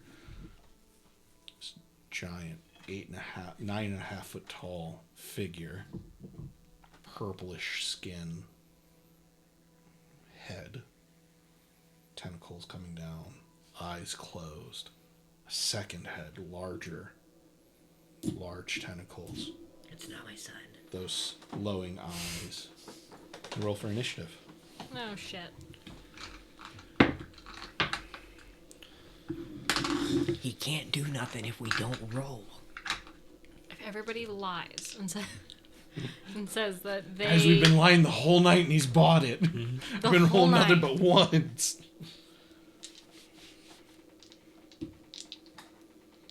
Got a 19. Huh? I got a 19. Did you see what I got? No. Natural 20. Nice. For a 20. Nice. I'm not dexterous. I got a 15 plus 4. I get a +0. I have a +1, but because I'm a Heron God, I get to add my proficiency to it. You people. Okay, above 20. Above 20, no. No one? 20 to 16. 19. 20. Okay. What's your dex?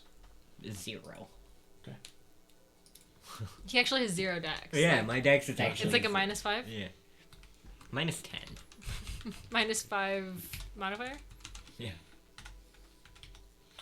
Axel, AC. 17. HP. 45. Gilly, AC. 12. So I switch to my scary music. You're using Pagan Woods? Yes. No, I'm using Nautiloid Escape. Ah. 12 HP. 45. Okay. Okay. What did you get? 7. 7? Okay.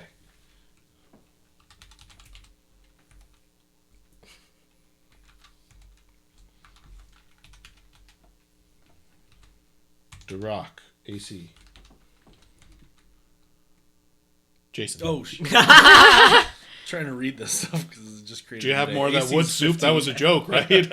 15? 15. It was the HP. bread. 55. Okay. Or have we rested since I put my hand on the stove? Yes. Okay, so 59. Nice. 69? 59. Are you sure?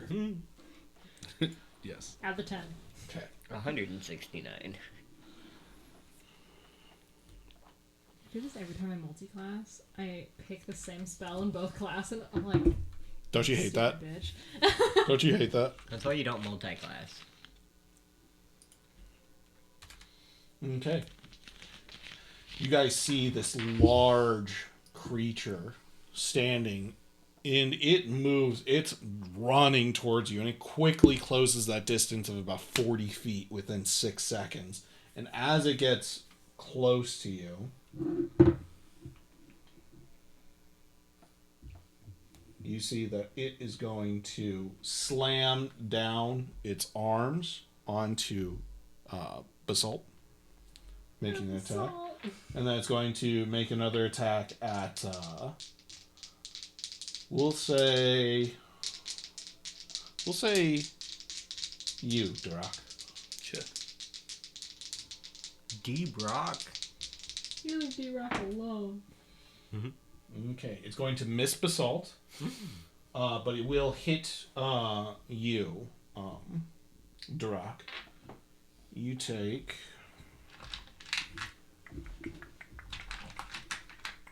I need a grapple check. Grapple check. So you can use either athletics or acrobatics. As you take 16 bludgeoning damage. So I got a 15 on the check. You succeed, barely, as it attempts to, like, grab you up with its large tentacles and attempts to, like, restrain you within it. And you feel this intense, like, psychic damage as it burrows into your minds as each of those tentacles makes contact with your skin. You said 15 damage? 16 psychic. 16.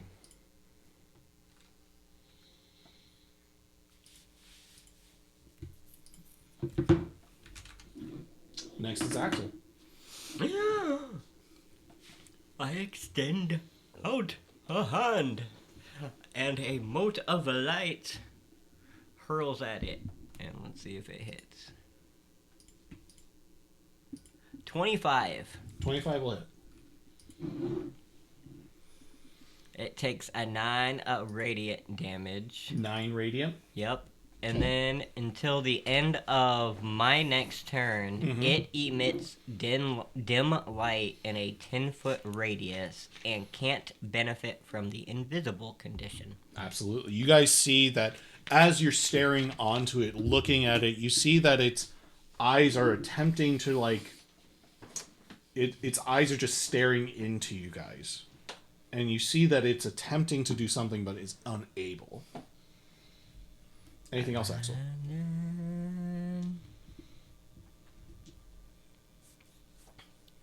Durak was hurt, right? Durak was hurt.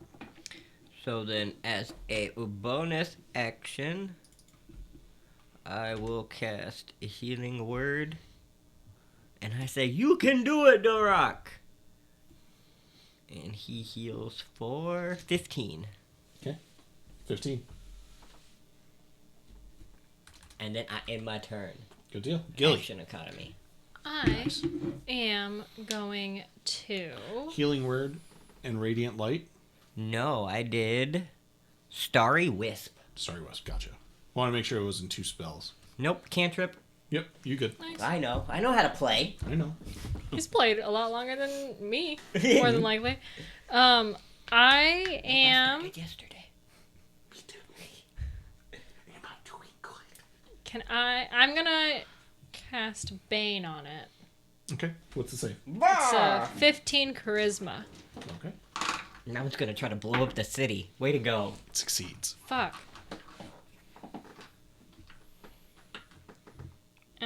Get a higher DC. How close is it to me?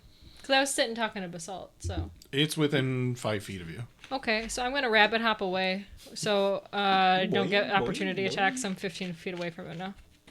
You As said, my bonus yep, action. A rabbit hop. Yeah. Good deal. You see it looks at you as you quickly just bounce away. Boing, boing, boing. Anything else?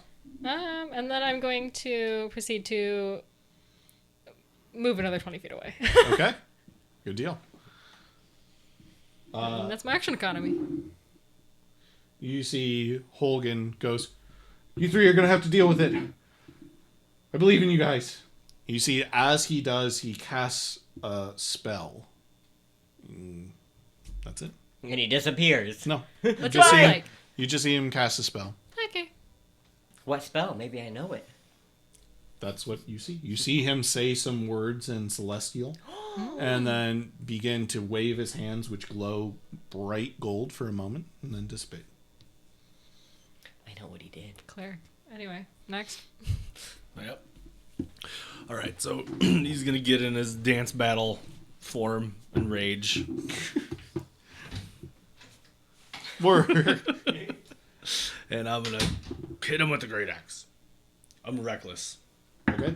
I'm reckless. That is a 17. 17 will hit. Woo! 5 plus 2 is 7 points of damage. 7 total points of damage. Yep. And I'm gonna hit him again. And that's a 1. Okay. Anything else? No. Good deal. All right. You see the crew is just kind of huddled in together, and they're just like, as they're kind of like saying things at you guys, but it's kind of coming out muffled. You see this thing goes to use its tentacles against Basalt this time, making an attack. But you see, as it does, it slams onto what seems to be like an invisible wall. Is it just like latching on its massive tentacles onto this thing, trying to attack Basalt. Then turns over to you and is going to make another attack. Basalt, hit him with the box. Oh, but you He's attacked got recklessly. advantage, yep. That is going to hit 19. Not damage. That was 19 to hit.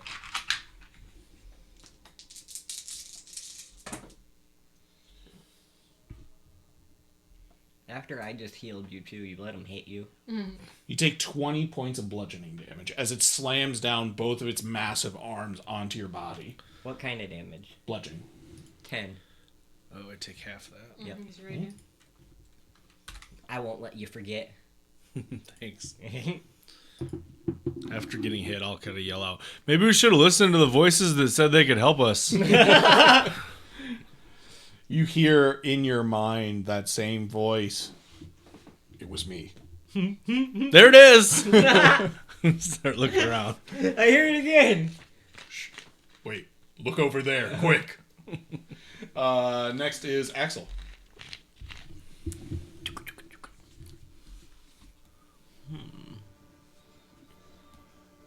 I guess. Nah, I'm gonna stick to my spells for now.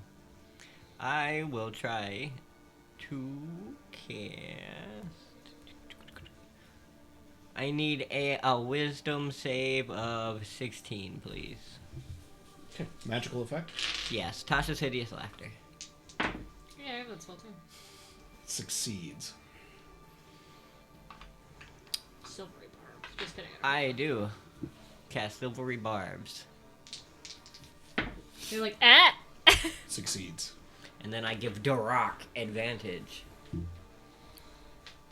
On. Next attack. Oh, okay.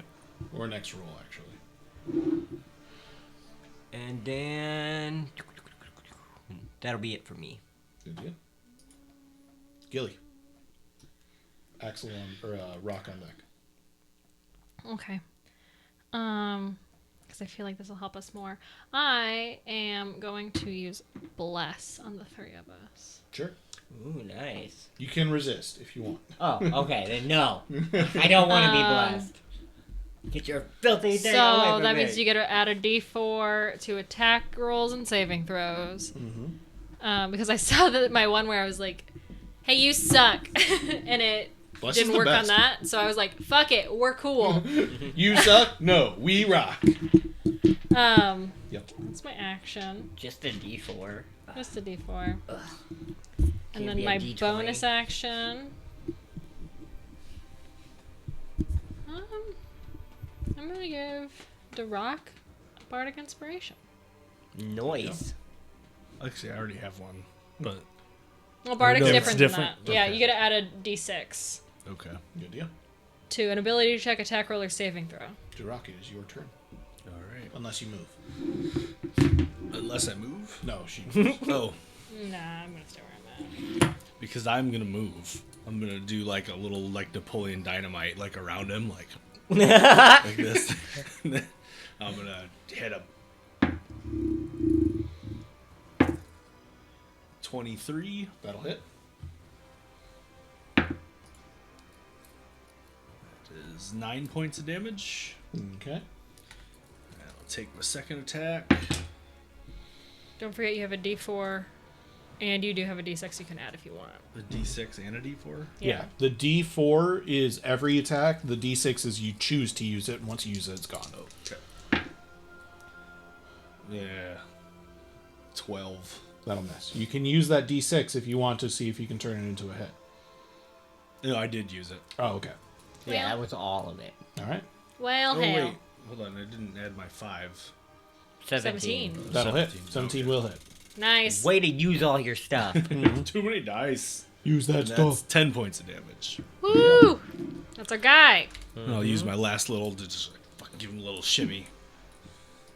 You begin shimmying around him. He looks at you, very upset. He's going to take attack at you. Not an advantage, because he didn't reckless. Hmm? At who? Yeah, he didn't reckless, so not an advantage. I know. I'm just making sure. It's 2 hits over there. I'm just, making sure all the ducks are in a line. 19 to hit. Yep. Need you to make a grapple check. Break out of it. You can add a D4. Mm-hmm. So you don't add a D4 to checks. It's only saves. Is it? Yeah. Don't correct us. That's bad for everybody watching. Don't. 13 plus Oh, 5 is an attack roll 18. saving throw. You succeed. You do take an additional 11 psychic damage. Kind of barbarian, are you? Are you bear? Are you What? totem? No. Okay, then don't worry about it. You take the full 11. Okay. Are you bear? Are you a bear? Are you a bear? Okay. I'm not a bear. You see In the it's woods? going to make eye contact with you directly, and you feel something coming at you. 22 is going to hit, I assume, correct? Mm-hmm. By 10. I need you to make a intelligence saving throw. You're smart, right? Ooh. Max damage. 12. 12. You fail. You take 28 psychic damage and are stunned. Okay.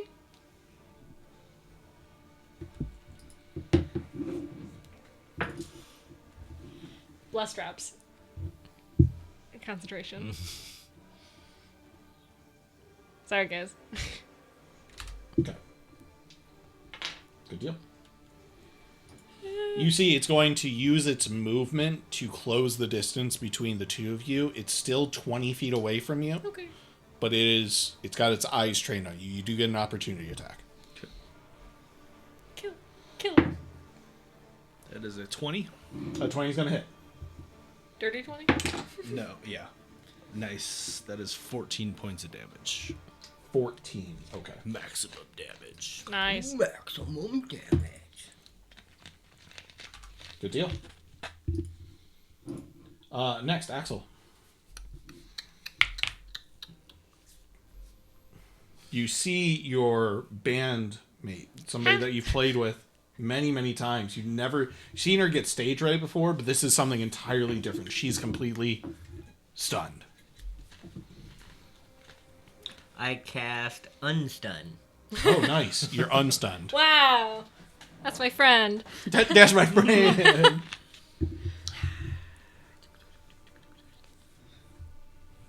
I don't have anything to unstun you, which sucks. So, as an action, I will say this thing does look fairly beat up. yeah. So as an Yeah. action, I will try to Yeah. hit it again with Starry Wisp. Okay.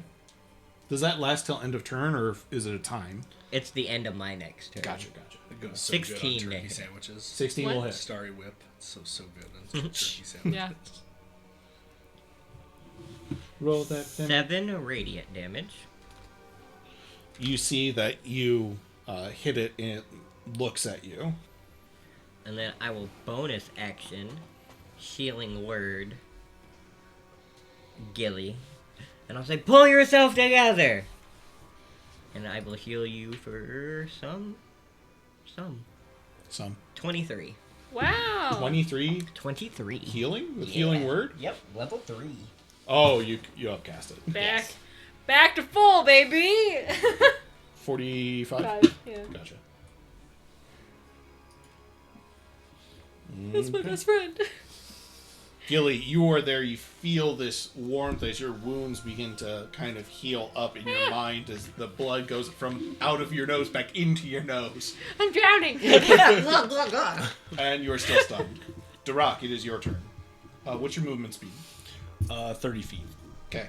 You're going to have to dash to get to it. Ugh. Okay, so alright. Then, yeah, I'll do that. Wait, you don't have to. You don't have to dash. You can use like a thrown weapon Oh, or yeah, something okay. like that. Yeah, I'll do that. You can Because also you can move 30 feet. you can also and then run away.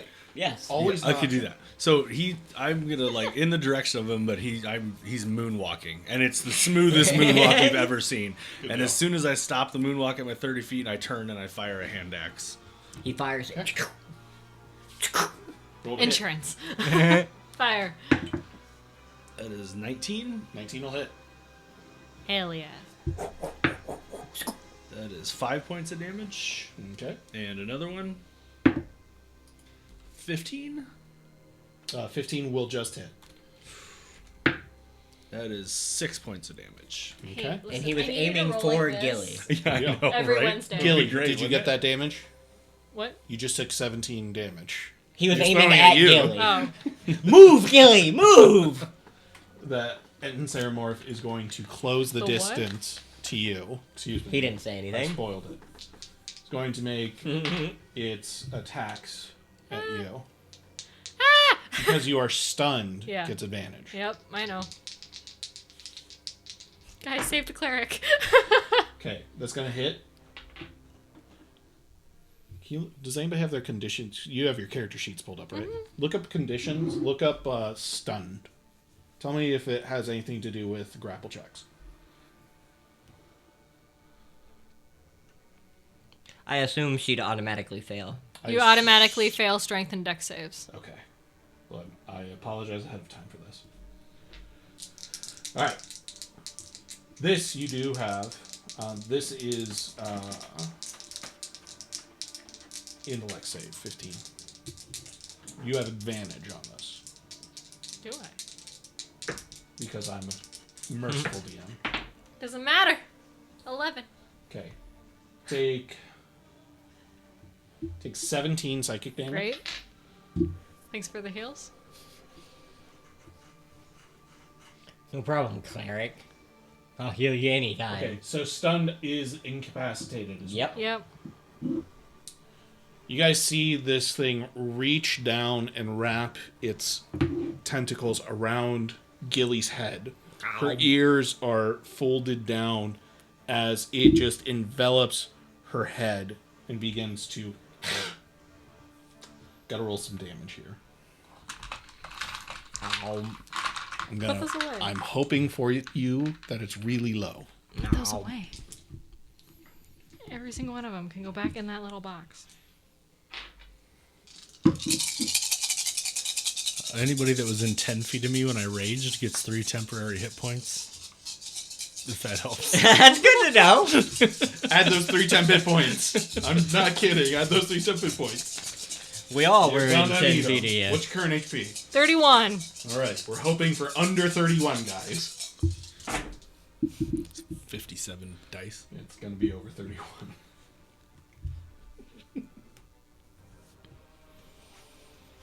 All right, Krista. Go upstairs. It's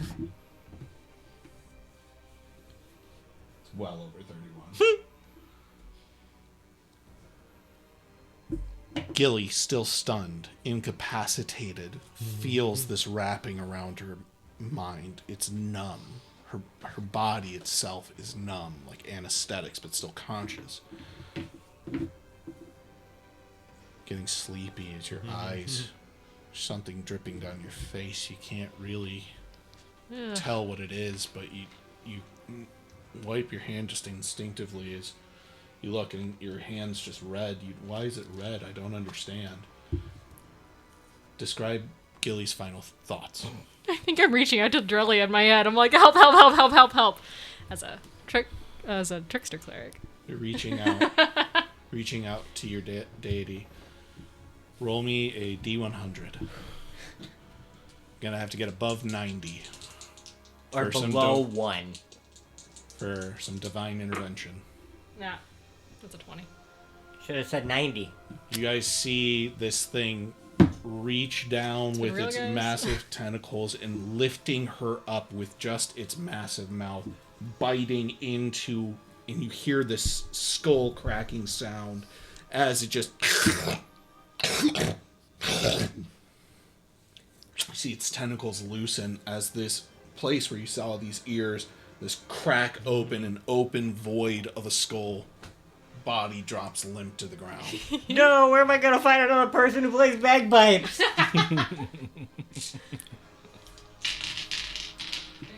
Anyway, It's real, guys. Axel, your turn. I cast Wow. Shatter. Con save. I should have invoked duplicity. What's the save? 16. Sorry, it's gonna save. You take half, so 10 damage. 10. What kind of damage? Force. Force, okay. Good deal. No, thunder, Thunder? Okay. if it matters. There is a damage type that does. And then I end my turn. What'd you do to my bunny? Can I get to him this time? Yeah. Okay. Yeah, you move 30 feet, you're now only 10 feet away. Reckless. It's okay, she's on a farm. I've seen it happen now. I can't be in 17? denial. 17? 17 will hit. That is... Oh, whoops, wrong dice. Like, I rolled a 15 on a d12. That's great. Hell yeah!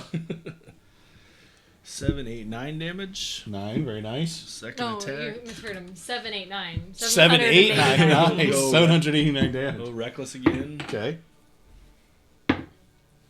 Oh, that's not going to hit. It's 9. 9. 9's gonna miss. Okay. It Rest is in peace, its Gilly. turn. It's going to turn around. It is going to make a tentacle attack. Oh, reckless, you said? Yeah. Okay. Joke's on you. I'm into that shit. That is going to hit a 23. Yep. Need to make a grapple check.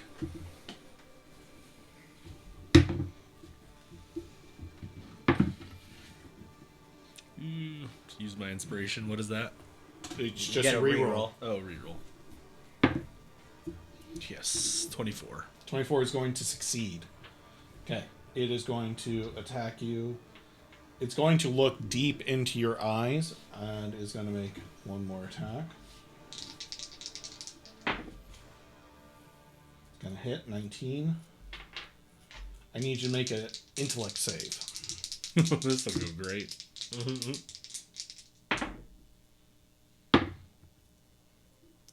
13 for a 12. 12. You fail. You are stunned. No. You take 23 psychic damage as well. Get out of there. What is your current hit points? 14. 14. Got it. All right. Axel, your turn. I'm gonna try to shatter again and position it to where I don't hit the rock.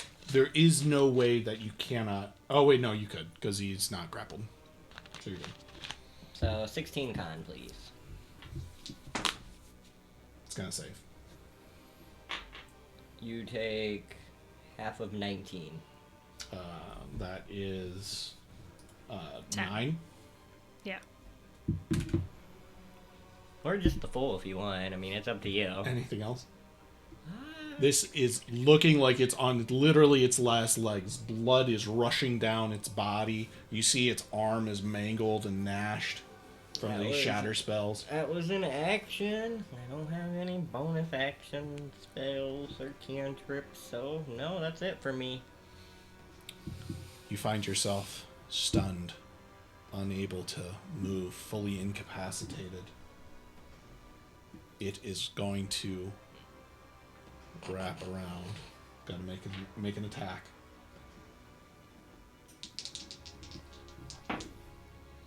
It's going to succeed. I will cast Silvery Barbs, and I will give myself advantage. It's going to succeed again. I tried. I tried. I'm sorry I have to watch both of you guys die. Describe your last thoughts.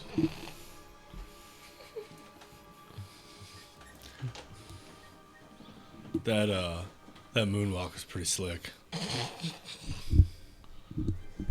Yeah. You see this thing not having to lift up, but just leaning over, wrapping its tentacles around, biting. You hear that bone-crunching sound once more as the eyes go black and roll into go vacant and roll back into Durak's head.